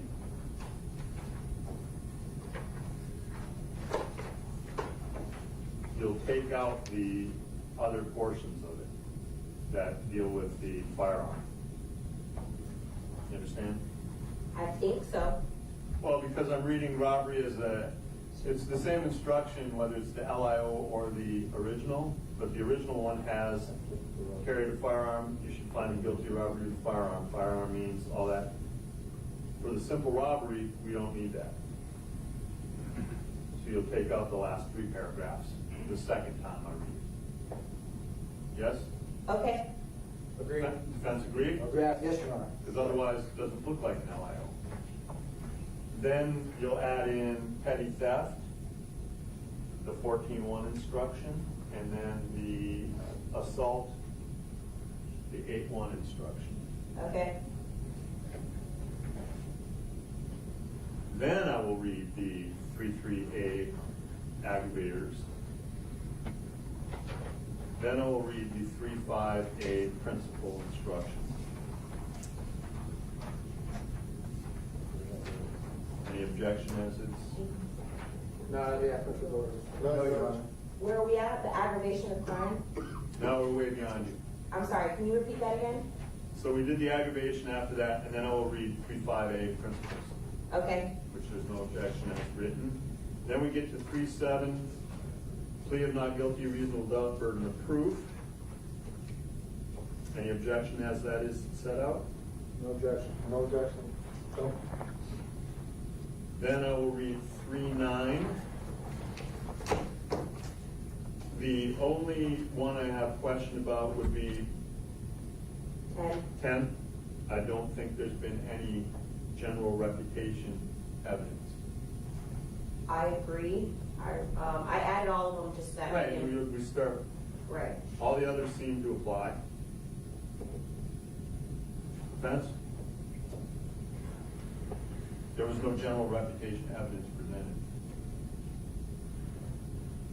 Judge, Mr. Allen volunteered, I think during the state's questioning, that he did fraud. That was a way that he, that was something that he was doing at that time. I think that's enough to include the number 10, and we would request that it remain in, object to it be taken out. Judge, that was asked to number 9. That was asked to his felony convictions, and then there was questions regarding that. What was he convicted of? How many times? So that's to number 9. There was no testimony about any of the witnesses having a general reputation for dishonesty or truthfulness. It just wasn't. He brought, Alan brought it up when he was explaining why he had multiple homes. He brought. That is not That's satisfying. not general reputation. General reputation is how people in the community feel about you. And no one in the community came in and said, I know this Alan character. I wouldn't believe him if he told me he was standing in front of me when he was standing in front of me. Okay? That's what that instruction really goes to, is general reputation, not his self-assumed reputation, any more than if he got on the stand and said, I am the most truthful, law-abiding, trustworthy person you will ever know, he would not get a trustworthy instruction. Because that's not general reputation. He did admit that he lied on various occasions. I understand, but general reputation is how do other people view him? Got it. And there are a bunch of specific rules in the evidence on how you get general reputation evidence in, when it becomes, and this instruction deals with when that evidence has come before the court. That hasn't. All his other statements, they're fair argument, they're out there, but that's not part of this instruction. And you do have the convicted of felony or misdemeanor, whatever.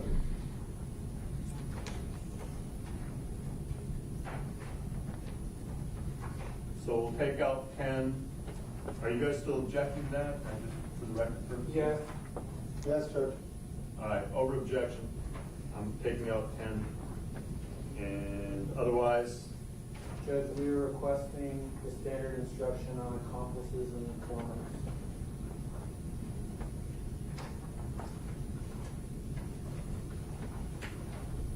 What's the number?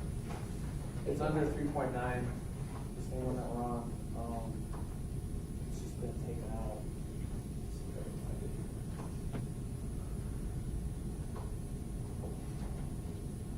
If you go to the 3.9 standard instruction, it's the paragraph under expert witnesses.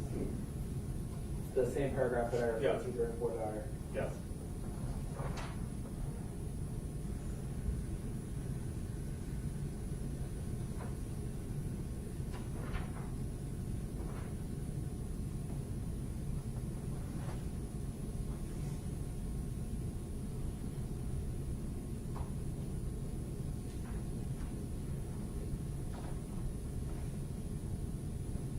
Otherwise, I have no other objection. Yeah, accomplices and informants.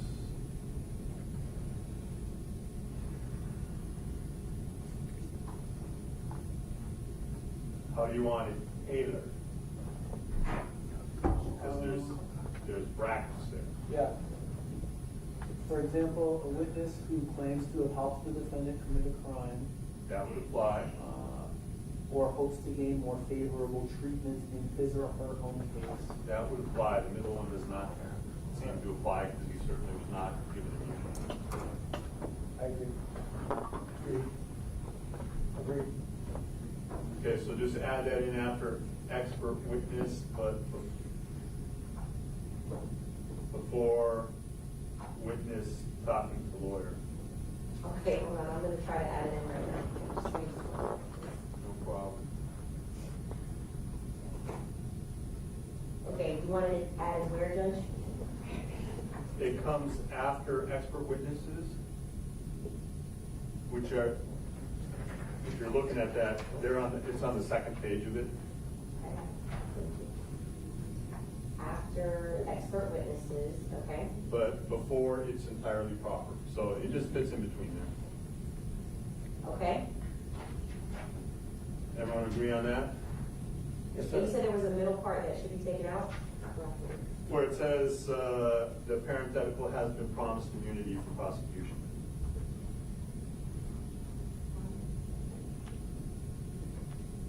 Third line.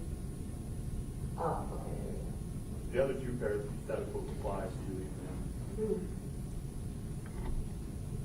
Okay. But got it. you're gonna have to put like an or an and in between them, yes?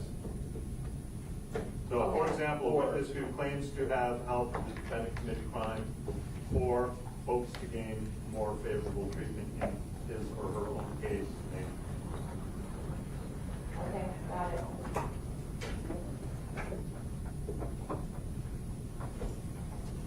For what it's worth, I'm guessing that George remembers when expert witnesses were a separate instruction where the fact, a witness talking to a lawyer should not be discredited used to be part of 310. Just for my own edification, the reason it changed, I wrote the change. I said, why do we have witness should not be discredited talking to attorneys as part of your rule for deliberation as opposed to weighing credibility of witnesses? It doesn't make sense, and we should move this. So I proposed this change. This is like my one permanent thing that's happened was I changed 3-9 for better or for worse. Can you But do something about reasonable doubt too, but it's so maddening. yeah, I'd like to, but that's been tried before too. You probably remember that as well. Oh, yeah. Yeah, didn't go well.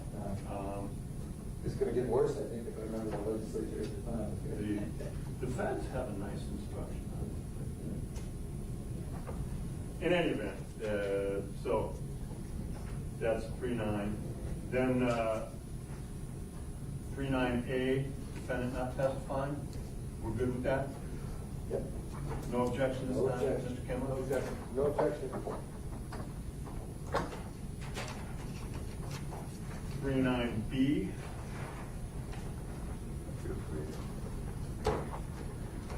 Is Peter Williams' statement. I just saw two typos. In number one, whether when Dedrick Williams made the statement, he had been threatened in order to get him to make it. Peter made it again, okay? In order to get him. And Where are two, you? I'm sorry, where are you? 3-9B, Right under one? yeah, Oh, okay. says whether he had been threatened in order to get he to make it, it should be him. Okay. And the same thing with number two, whether anyone had promised him anything. Got it. good catch. Thank you. Old English teacher. All right, anything, any objections? Looking for, no, Your Honor. All right, 3-9C, eyewitness identification. No objection. No objection. No objection. Would like it as written?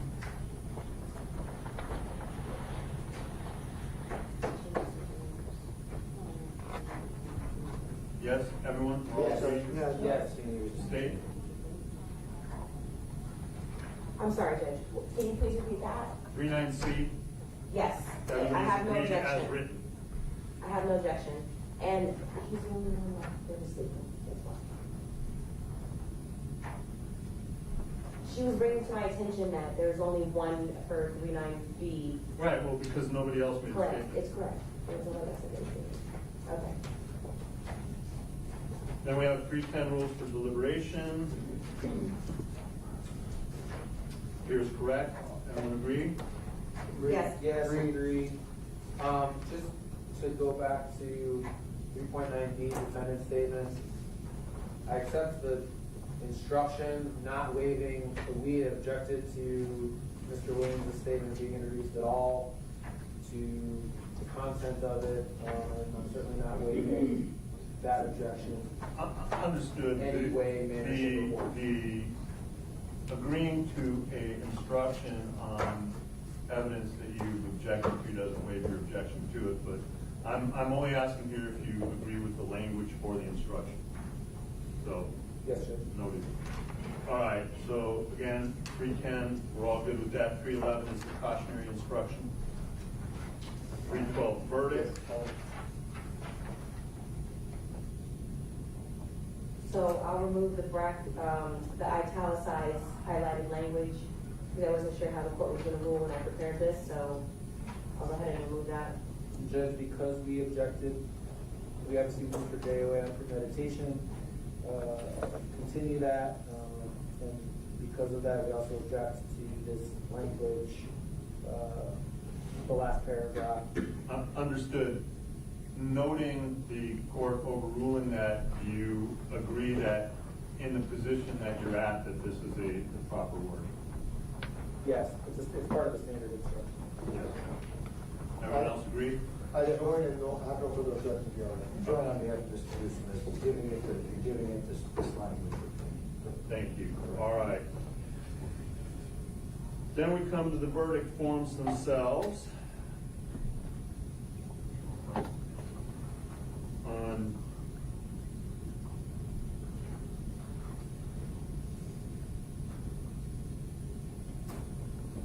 Mr. Williams, count 1 and 2.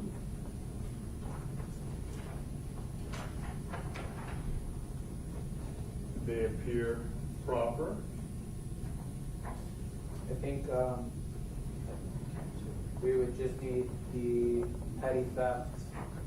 Yeah. we need Assuming, to- I think Mr. Williams asked for that, we would need the petty theft and the assault option. The LIOs. On all The LIOs under count 2. Okay. of them. Beyond that, no further objection. Then, for Mr. Boatwright, there are the interrogatories.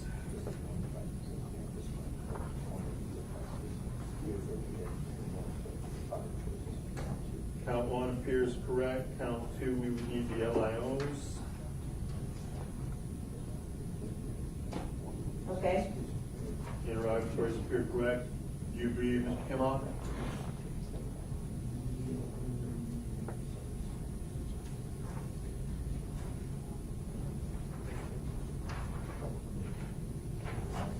Yes. All right, and then for Mr. Newsom, which one did you say had a typo? Trayvon has a typo, but in the certificate, not on the. Oh, okay, not on the vertical. All right, so hold your thought on that. Count 1 appears correct, 1 interrogatory. Count 2 appears correct with 1 interrogatory plus LIOs. Judge, just the year is wrong. It says 2022. On count 2? No, count 1. That's for Michael Bori. For Michael Boatwright, count Okay. 2? Yeah. Okay. Good catch. Thanks. Well, English teacher, not math, right? All right. Then we get to the, after I read those instructions, I'll do the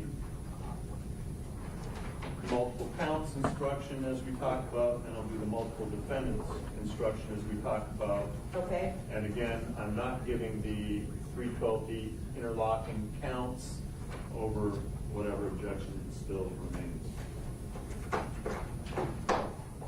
Then we will do 313, submitting the case to the jury. The exhibits will be sent into the jury room. On page 2, you have the options there. The exhibits are going to be sent into the jury room with you when you begin to deliberate, with 2 exceptions. I don't know that we need to have them actually, the exceptions typed out in here unless you want it, but I'm going to just tell them I'm not allowing live ammunition to go back with the firearm. And there was the phone dump. And so I will tell them that the firearm will go back with them, please do not remove it from the box. Also put that the live rounds are going to remain up here. If they wish to view them, they should just buzz and ask to look at them. And that the entirety of the phone extractions are in evidence, but I'm not sending them back. If there's a specific portion you wish to look at, please let us know in writing and we will queue it up because it'll take, you won't find it on your own. Fair enough? That's fair. That's fair. So for that sentence or that paragraph, it'll just say these exhibits will be sent to the jury room with you when you begin to deliberate with 2 exceptions, period, and then you're gonna add And then I'll that. explain them. Are you okay with me just explaining them like I did without having it written out? Like you just, yes. Yes. That's fine. That's fine, and then I remove the second Yes. sentence? Yes. If you wish to see the exhibit, okay. All right, got it. All right, rest of that looks good. And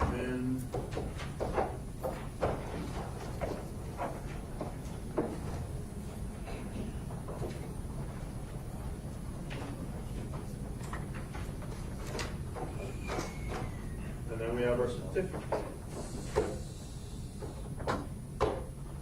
I have it notated to correct. Yeah, it's just a correct that. spelling error, okay. All right, any other objections, additions, or deletions other than already discussed? Yes, so with the manslaughter, which is 7.7,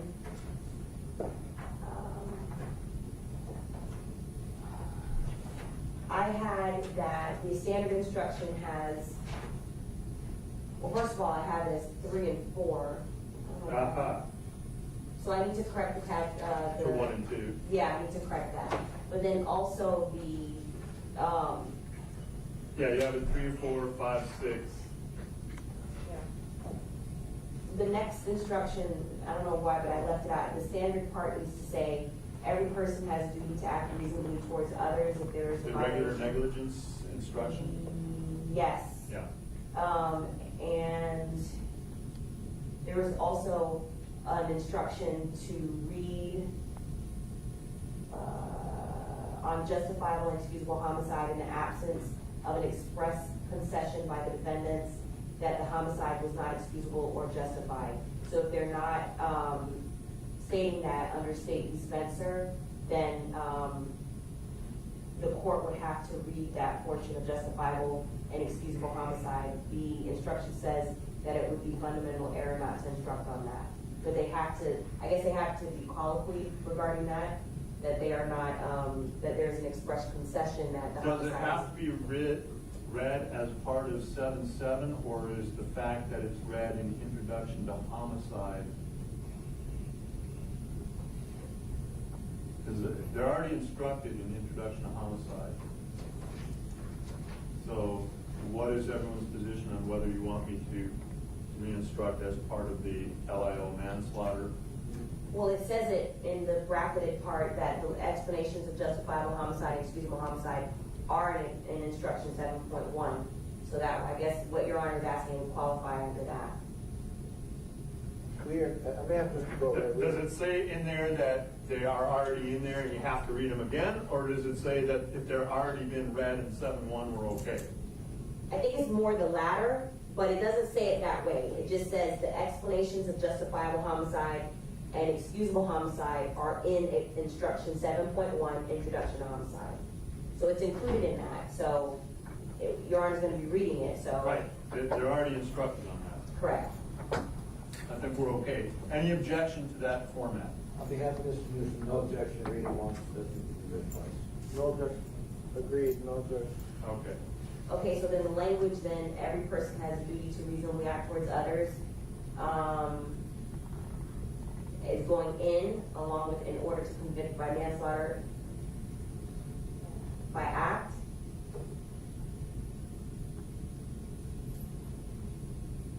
You put it before, right after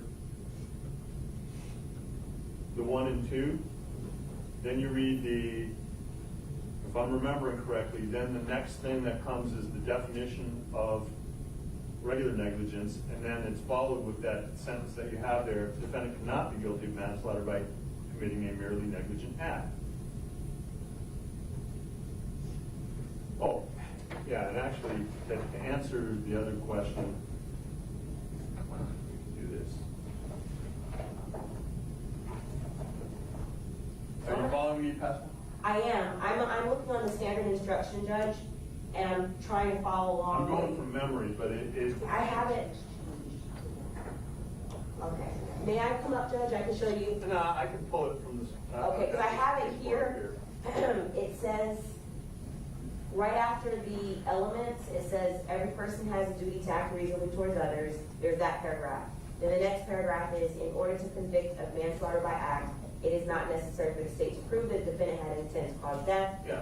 And then the only other instructions after that are, if applicable. And that's regarding culpable negligence, which we Right. don't have here, and to procure. And then that's it. Then it goes into the lessers. So I'll have to, based on that, and what I can do, just because this is a big change, I can change it right now and show everybody to see if that comports with. The other thing that we could do, just to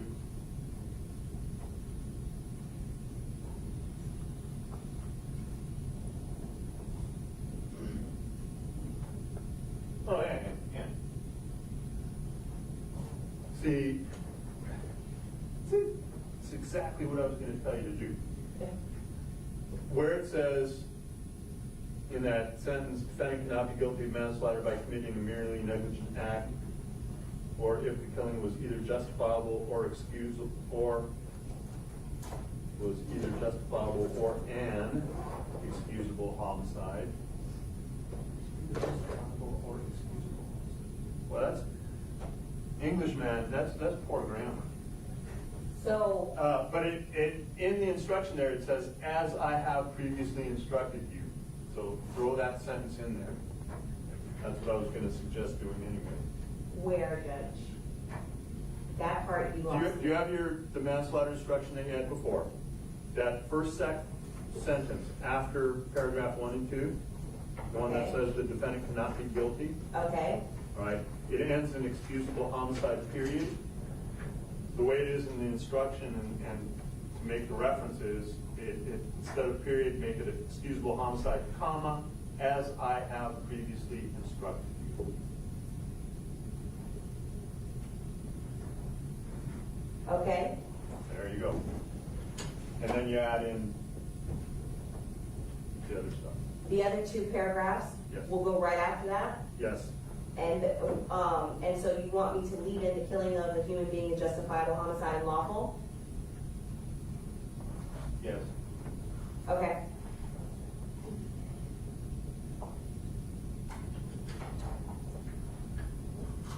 Got it. Does everyone understand what we just did? All right. I will- Well, I mean, I will what we're once I see going it. to do anyway is, now that we've made all the changes, once you have put them all in proper format, why don't we break for an hour, you guys go have lunch or whatever, come back with a final copy and we'll run through it to make sure it comports with everything. Yes? Okay, that's fine. Something a little quick matter, Judge, if I might. I believe during the trial you mentioned that you would read an instruction at the end based on what you crafted regarding one of the instances in which the jury heard information they shouldn't have. The one I'm referring to is the gang members. You crafted an instruction, and I have the transcript of it, which I believe you said you would reread at the end of the trial as well. And I'll show it to you. Yes, please. you said you reread it, I think, in the sidebar, and that's not included, but on page 32 of the transcript of the proceedings on February 10th, right after we had the respective gang members, we went on for about a page and a half, and very carefully and aptly, I thought, pointed out to the jurors that when we hear these kinds of things, they have the capacity to disregard them, to tell them to disregard them. In the next page or so, I think it was what you indicated you were reiterating for the benefit of the defendants that had that testimony entered against them, and unfortunate as it may have been during the course of this trial. But they didn't have any of that testimony entered against them. Well, he said they're gang members in response to his response as to why he feels afraid. Who were they? Robert Allen.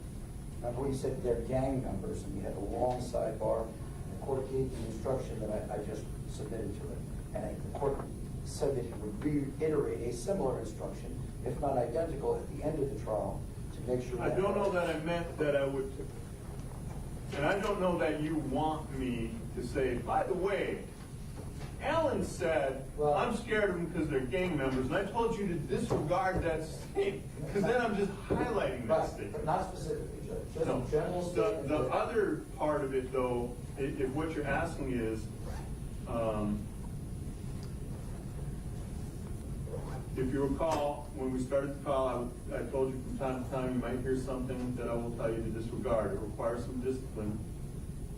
Yeah, something along those lines, sir. That's Just what you indicated. to make sure that you disregard anything that was objected to that I sustained or told you to Just a little disregard. reminder at the end, because you know how those things can pop up in deliberations and they have to. I'm very comfortable doing that. Thank you, sir. Understand? I understand, I don't agree, but it looks like I've been overruled, Well, so. I think it's on the record, the court said you would put it in. I'm conceding, Again, it's a Mr. correct Denying the statement, mistrials. it's a correct statement, and it's proper guidance. Yeah. I just need to, because I want it to look like another instruction. Yeah, you know where we can put that, I think, is under the, what is it, 311 cautionary? Sure. That's where we go. Where I tell them to disregard anything I may have said or done which makes you think I preferred one verdict over another. And then I could say additionally, I want to remind you again that you are to disregard any objections that were sustained and any comments that you may have heard that I told you to disregard. Did you want me to type that in? Yes. Okay. So you should. Okay, And I didn't if you know. want the transcript to. No, I think it just needs to be Yeah. that short. So afterwards say, additionally. Hold on, Judge, I'm not that fast. Okay. I just Court need to reporter. I just need to get to the part in the instruction. Okay, additionally, You're able to get it down, right? Additionally, I remind you that you must disregard any objections that were sustained or any comments or questions that the court instructed you to disregard.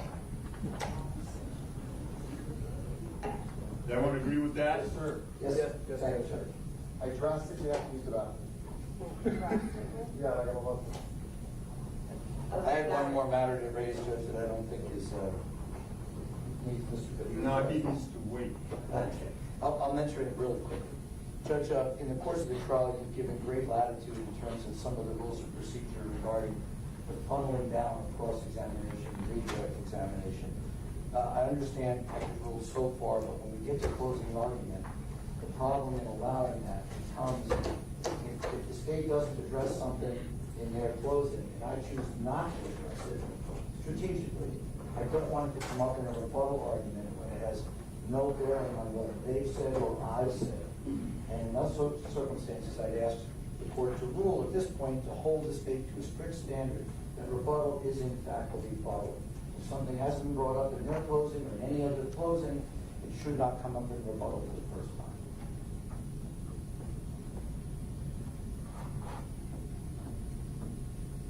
Okay, so then he's asking that I just follow the rules of rebuttal?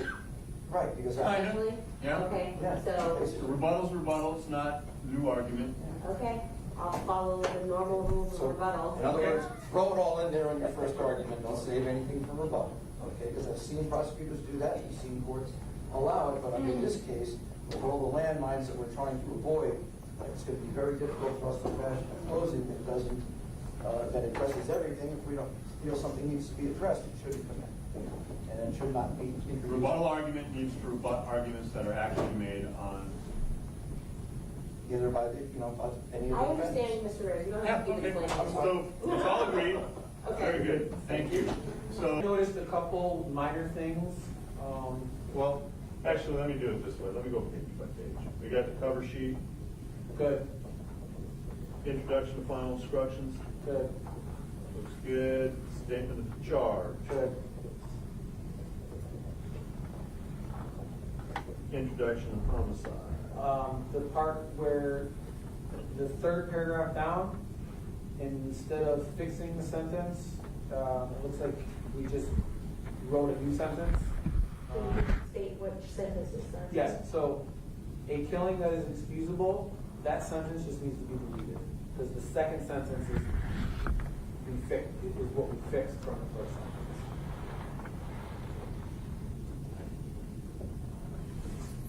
So I right see.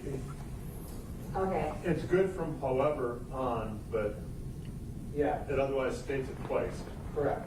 So you just need to delete a killing that is excusable or was committed by the use of justifiable deadly force is lawful. And then keep, however, a killing. Yeah. okay, I did that. Let me just make the changes to all three because there's three separate ones. Just give me a moment, please.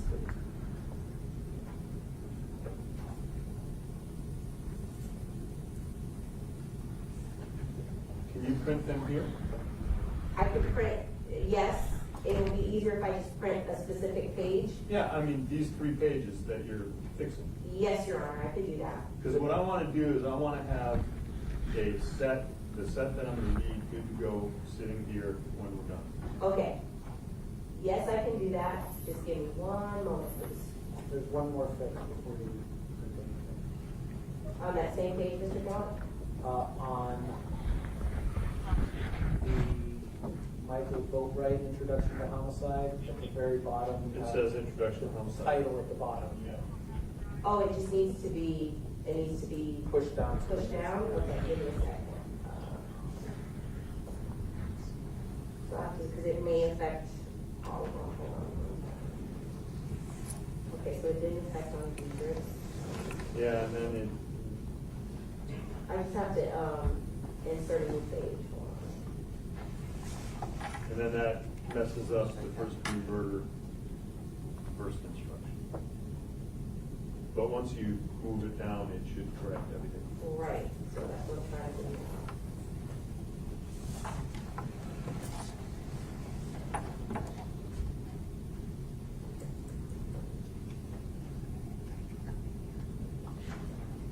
Okay, I think I fixed it. Now, let me, print just those 3 pages. 4 pages. 4? Yeah, because the first degree murder one also printed at the bottom here, so hopefully it'll fix it. It So did? you're printing those 4 pages.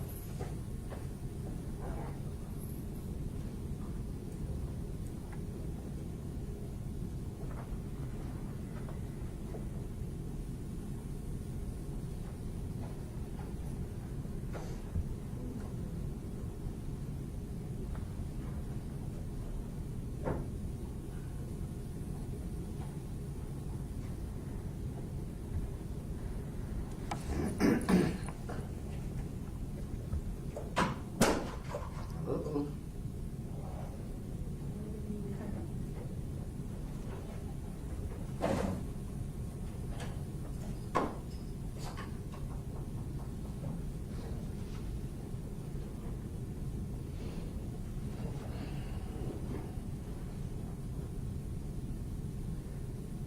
Okay, it's printing, hopefully.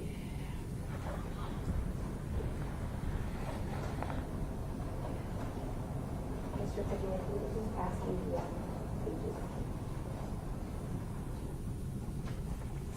If they're correct, then you've got them.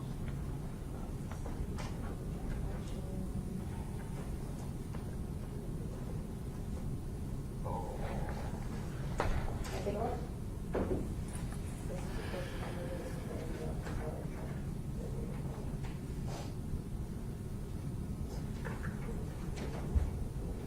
Mr. Reyes, Mr. Padilla, want to see it? Give me one more. I want 2 copies. So.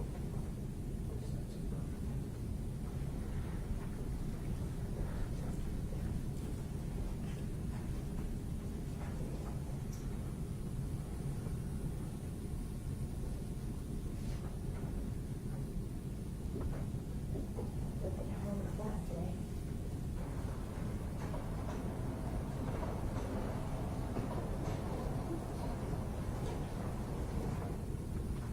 Thank you.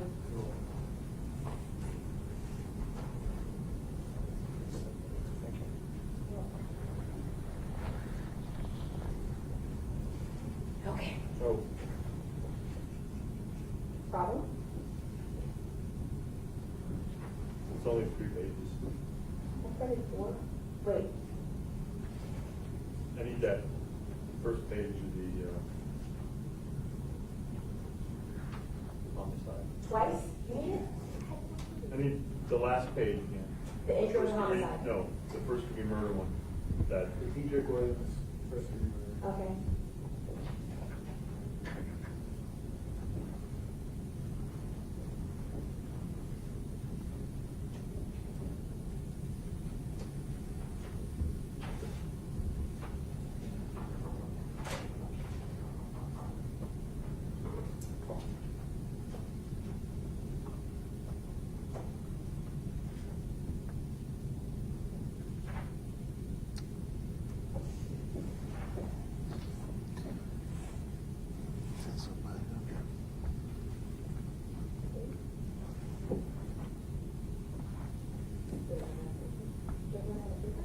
yeah, it might be why. I just gotta check it here. Can you please check if it has paper? There's paper right next to it. Open it first. Yep. Thank you. This is an overview. What is it?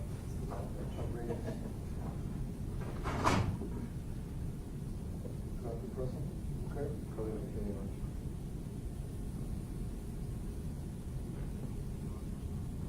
There you go.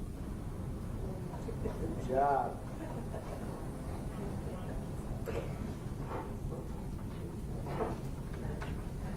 Thank you. Yeah, and, you just have extra now. All right.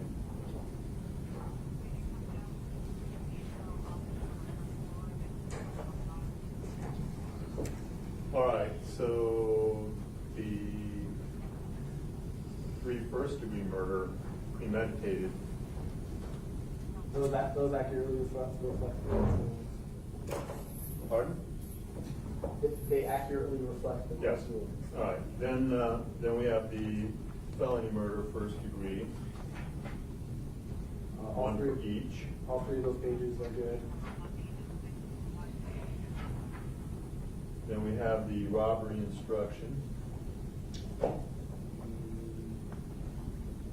3 pages of the robbery instruction look good.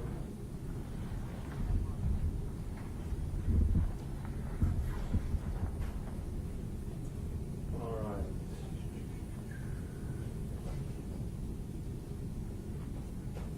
On the LIO page, we don't have the LIOs listed for robbery.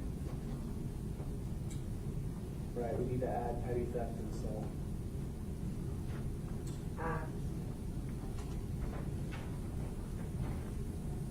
Page 1, they're lesser. Yep.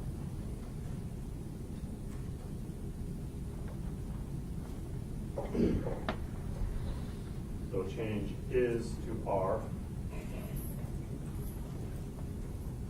Got it. R robbery, petty theft, and assault. 22. Okay.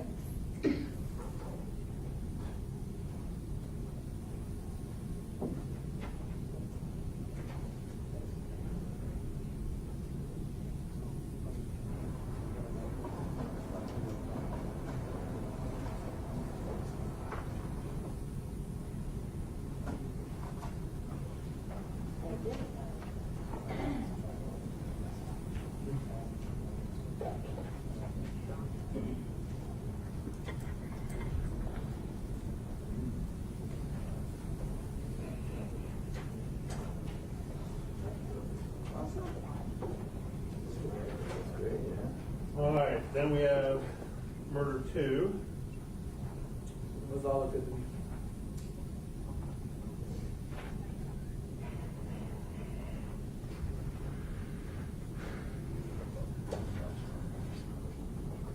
And they appear to come forward.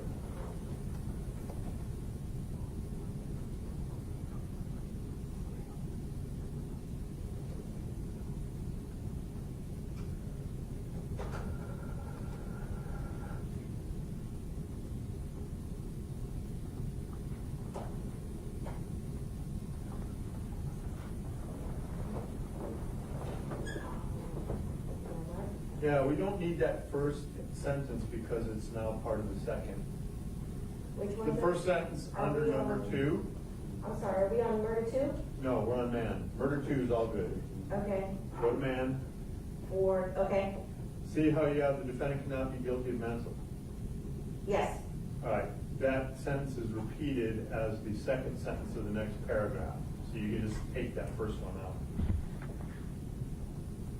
versus, oh, okay, so take out that whole sentence, okay. Yeah, because it's repeated as in the Got it. next paragraph. And then I need to fix the bulleted numbers for, Yeah, once again, Michael 3, 4, Bolton. and 5, 6. I need to say 1.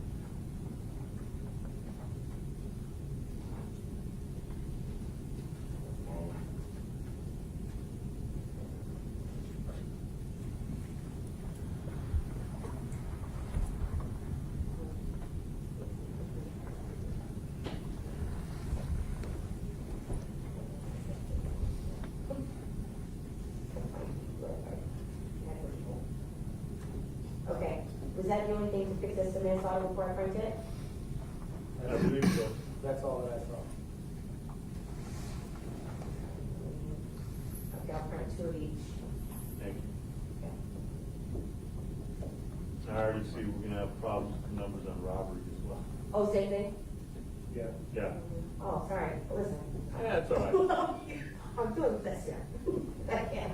All right, hold on a second, let me just. Yeah, write- let's get these ones up first. Yeah, yeah. Okay, so that's page 20, 21, 2.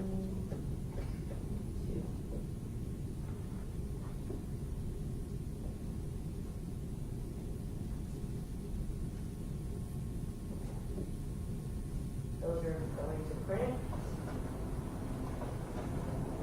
You know, I don't want to throw hundreds of extra wrinkles in here, but given the length of these, it might not be a bad idea to have page numbers on the bottom, because I have had the experience before where jurors, I tell them, don't write on these, they're like, we got them all confused out of order, which one comes before which? Okay. And so maybe to help them keep them in order, maybe we add the page numbers back in. Okay, right now, or by tomorrow? Let's, yeah, by tomorrow. I just want to make sure the text on these is okay. Okay.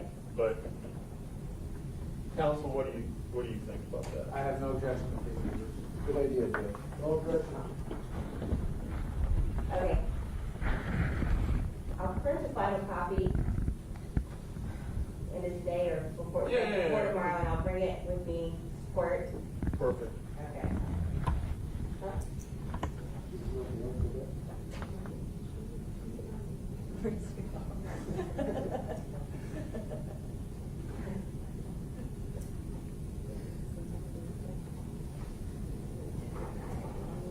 I'm fixing the numbers on robbery.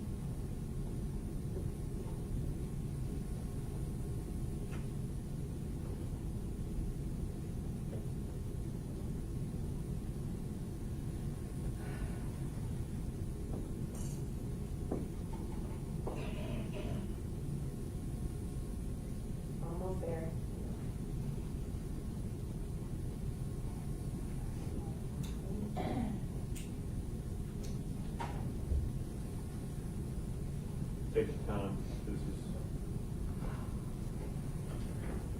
It's also been my experience that no matter how many times we do this, how many sets of eyes look at it, typically when I'm reading them aloud, I find small corrections that we miss.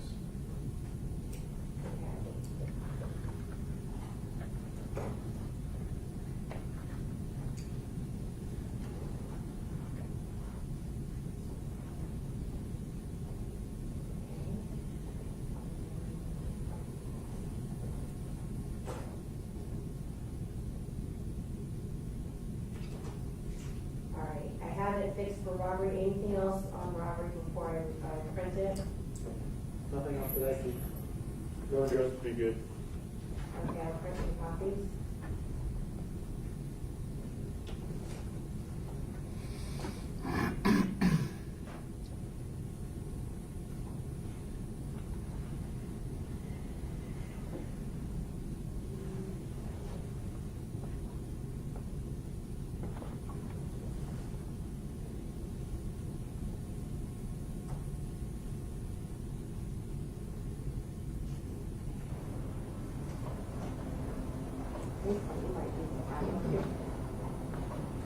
I know it might.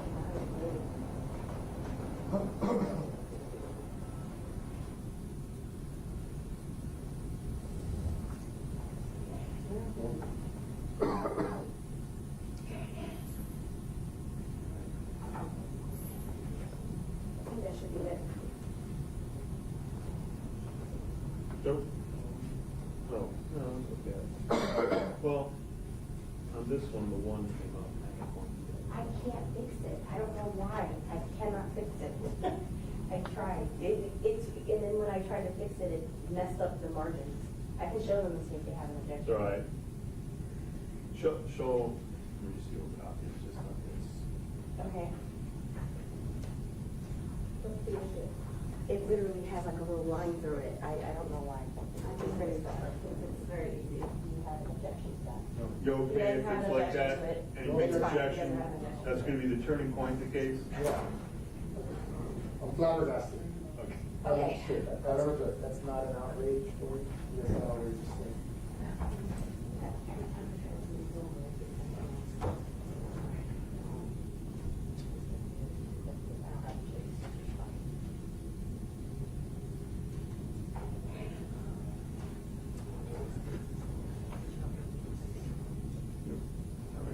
All right, on petty theft, so we're all good up to there. Now, on petty theft, I don't know that we need any of the things that follow the two elements, because grand theft is not a necessary lesser, cat one lesser, only petty theft is. And petty theft doesn't deal with valuation as an M2.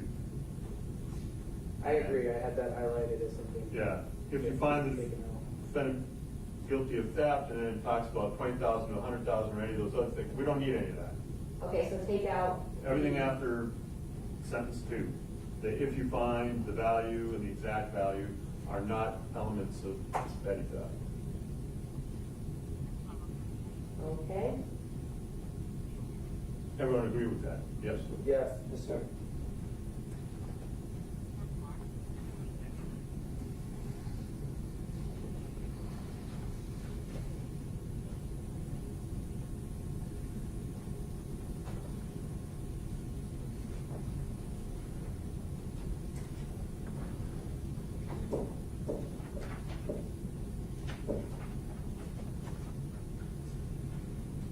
Okay, that's printing now.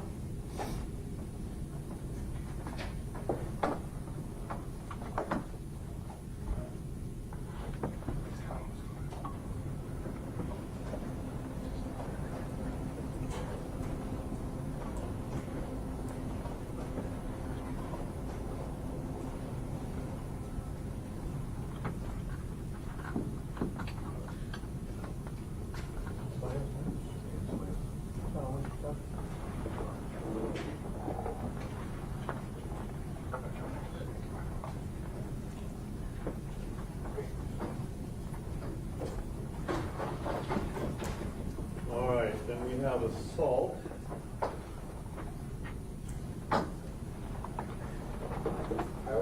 request that under problem one, it looks like. Yeah, you got the parenthetical victim. Yeah, parenthetical victim, I would just request the I think parenthetical you meant victim. to take that out anyway. I did. Oh, I have it on each one, huh? Yep.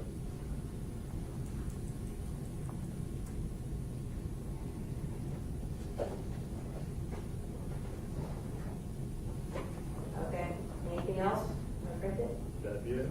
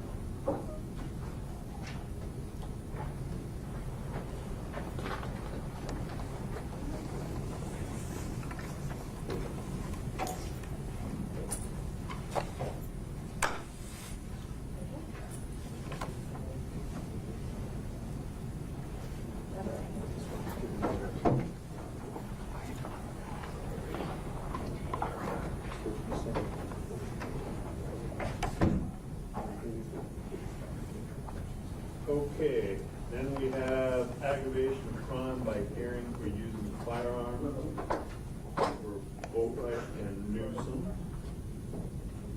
They both look fine to me. They appear to be both, yes. Then we have principles. That's both looks fine. Yes, they do. Then we have plea of not guilty, reasonable doubt for proof. Looks good to me. Then we have weighing of evidence.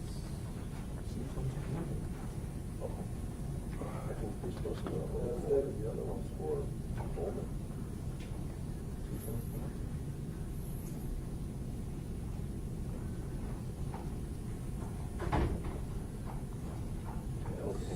Then we have defendant not specifying.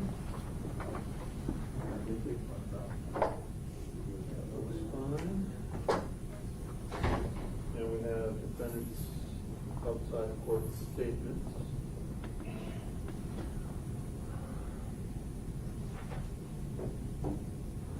Then we have the eyewitness identification.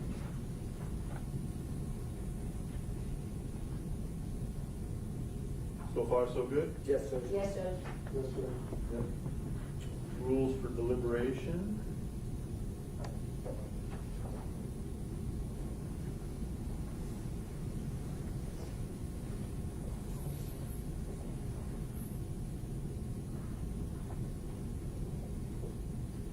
Looks good.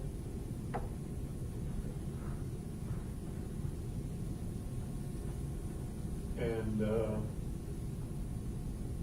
Mr. Raris, you see the added sentence on there that sufficient to address your. Let me just, put on one of the. Here. Other council. Second sentence.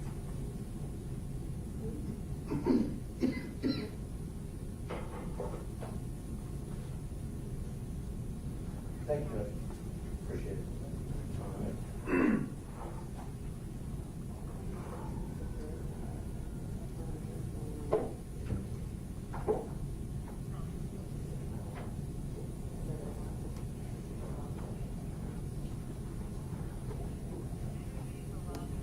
And the verdict instruction looks correct.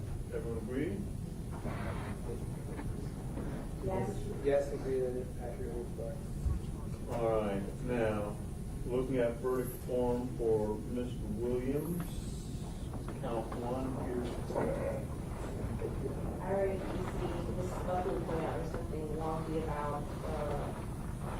verdict forms for Trayvon Newsom, count 1 and, Well, hold on, let me look at, Okay.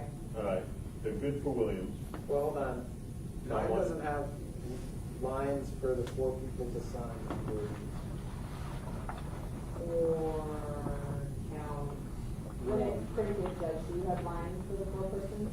Mine has lines, So it's Yeah. just your Okay. pagination on your Word version. Okay. and on count 2 also, count 1 and count 2 seem, okay, and they have lines. yes. Okay. Then, all right, verdict count 1, vote right.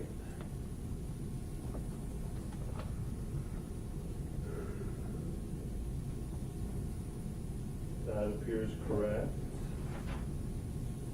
Count 2, yeah, you have the spillover of the. Yeah, I fixed it already, so. But other than that, I don't see any issues. okay, so that also means you're gonna have to redo count 1 of Newsom, Of Newsom and count 2 of Michael Bori. yes. Okay. But otherwise, they appear correct.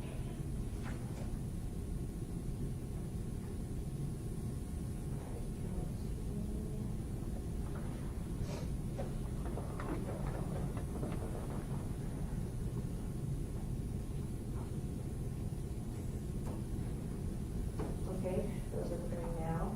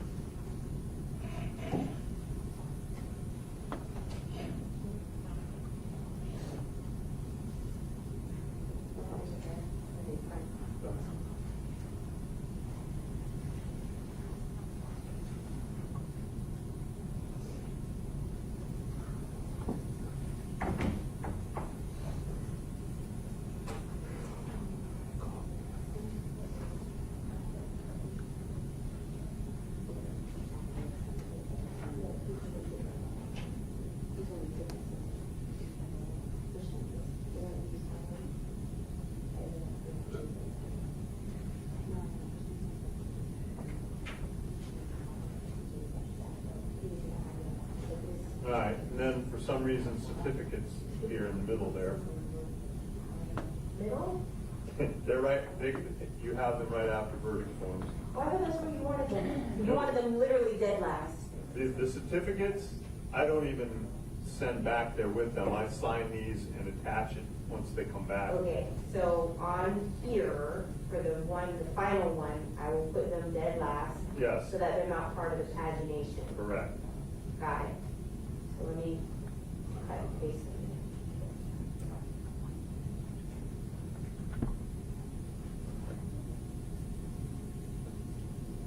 That's my fault. I thought that's where you wanted them. No, no, it's not, must be misspoke, but.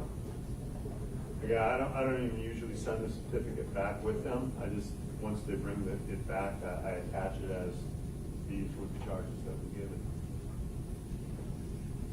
I don't need to reprint that since you're just, okay. Just moving it. All right, so after the verdict form, last one we looked at was Newsom count 2. Then we go to the multiple counts.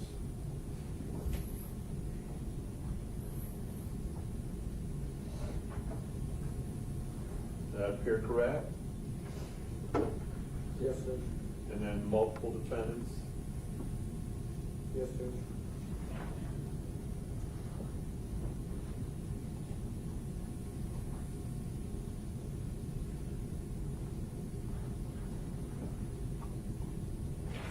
And then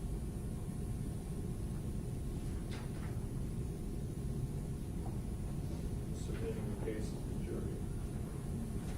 One thing I noticed on that was the next to last paragraph. It says these exhibits will be sent into the jury room with you when you begin to deliberate. I think you had indicated. We were gonna put on there with the following, with 2 exceptions. 2 exceptions. I was gonna figure out a hallway. Submitting the case to the jury.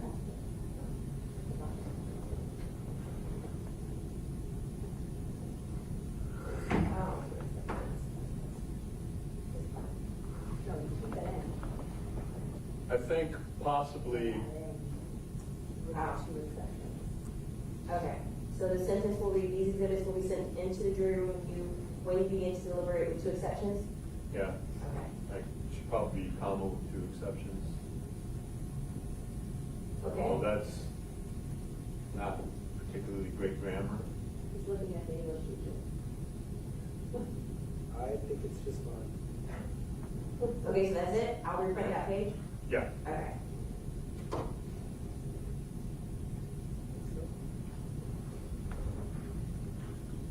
I think that's like a name with participle or something, but whatever, we'll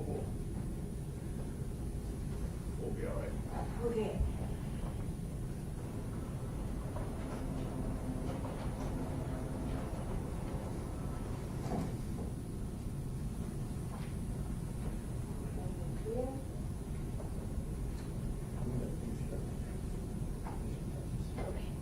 All right, so that's the last page, and then the recertifications follow that. Yeah, I already changed it and added back in the, pagination.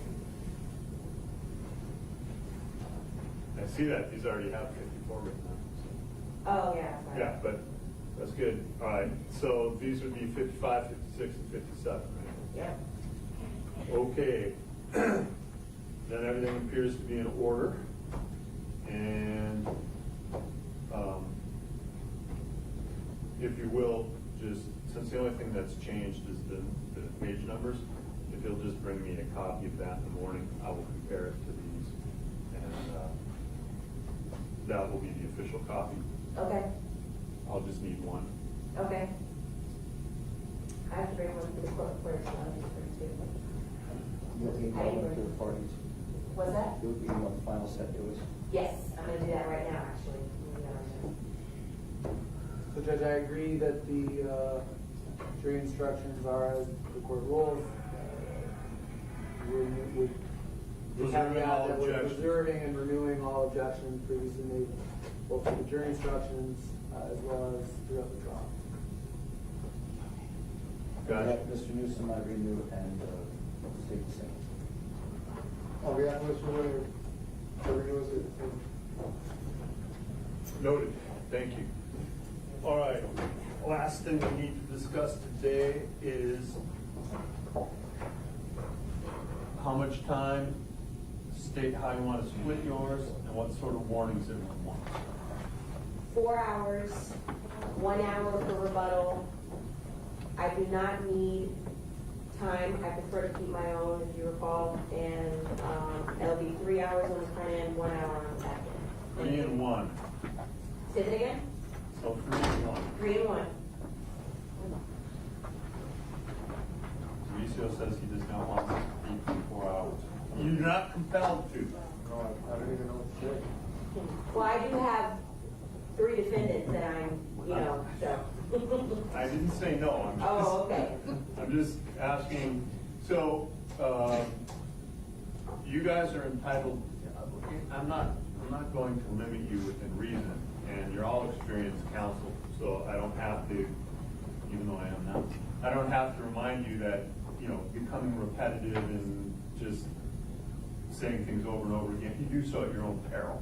You start losing them. That's on you. So. You can be as boring as you like, but your clients won't appreciate that. So, do you have an idea how long your closings will be? An hour?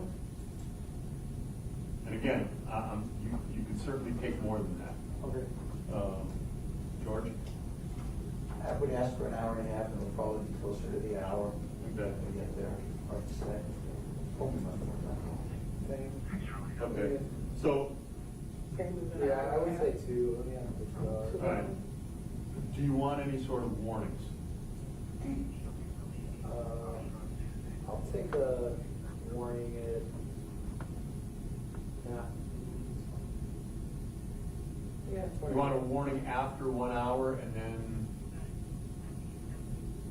I don't need a 1 hour warning. Okay. Just a 20-minute warning. All right. Have a warning. I don't request a warning. Okay, answer for me. I'll take one. Sure. Like a land the plane warning? Yeah, I'll take Yeah. How one. many 20 minutes is fine. 20? Yeah. Who's going first? All right, 20-minute warnings. And again, right, so 3 and 1. Mr. Boatwright's looking for around 2 hours with the 20-minute warning, not compelled to use every last minute. Mr. Rare's looking for about an hour and a half, no warning. And Mauricio, you'll get a warning after 40 minutes. Let's just do a warning at an hour. That means that I warned longer than I thought. And then- Okay, so you'll just tell them when an hour's passed, right. and then you'll wrap it up. Right. Okay. And if you don't, Yeah, if you finish before then, you finish before that. Understood. All right. 1.5.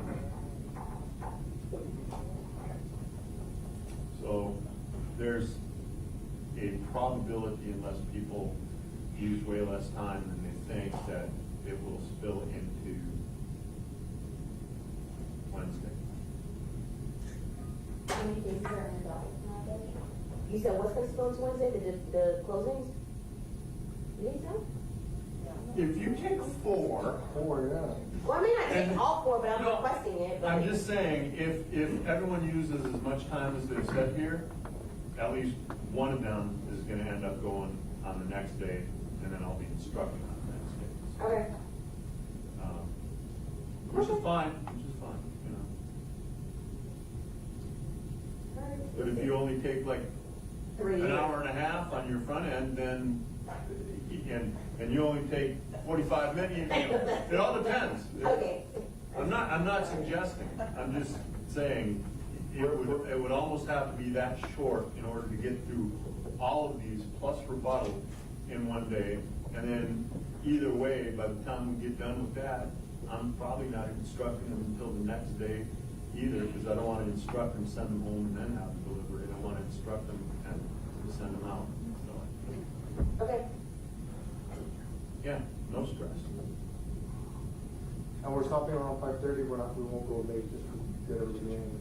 When you say that one of them is gonna end up bumping, it'll end up being me, because mine. Well, it is might be last. your rebuttal, or it might be okay. one of them plus the, Oh, okay. whatever time it is, you know, Got again, it. we'll finish sometime between 4:30 and 5, and wherever we're at that, you know, I'll let the person finish up, whoever's there. But if it's like 4:30 and someone hasn't argued yet, I'm not gonna have them start with 30 minutes left. We'll bump it to the next day. I'm going to try and avoid breaking up someone in the middle of their argument.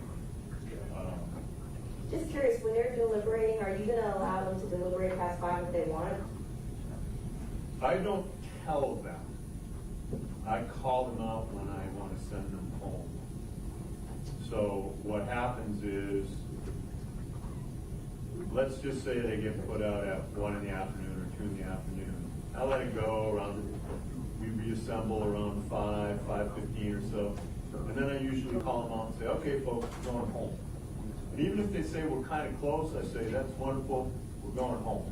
Because I don't want them to think, all right, now we gotta go back and finish up really quick, you know. I don't want them to ever feel that they have to reach a decision by a particular time. And sometimes, unless the closest I've come is where I've called them up, sent them home, they said, we're literally signing the form now. Oh, okay, then go do that. But anything short of that, then I don't want them to say, all right, we're done discussing, judge wants to go home, or whatever. We're not gonna do that. So when I call them up to go home, they go home. Okay. All righty, unless there's something else. So you guys tomorrow at 10:30 Okay. or 10:20?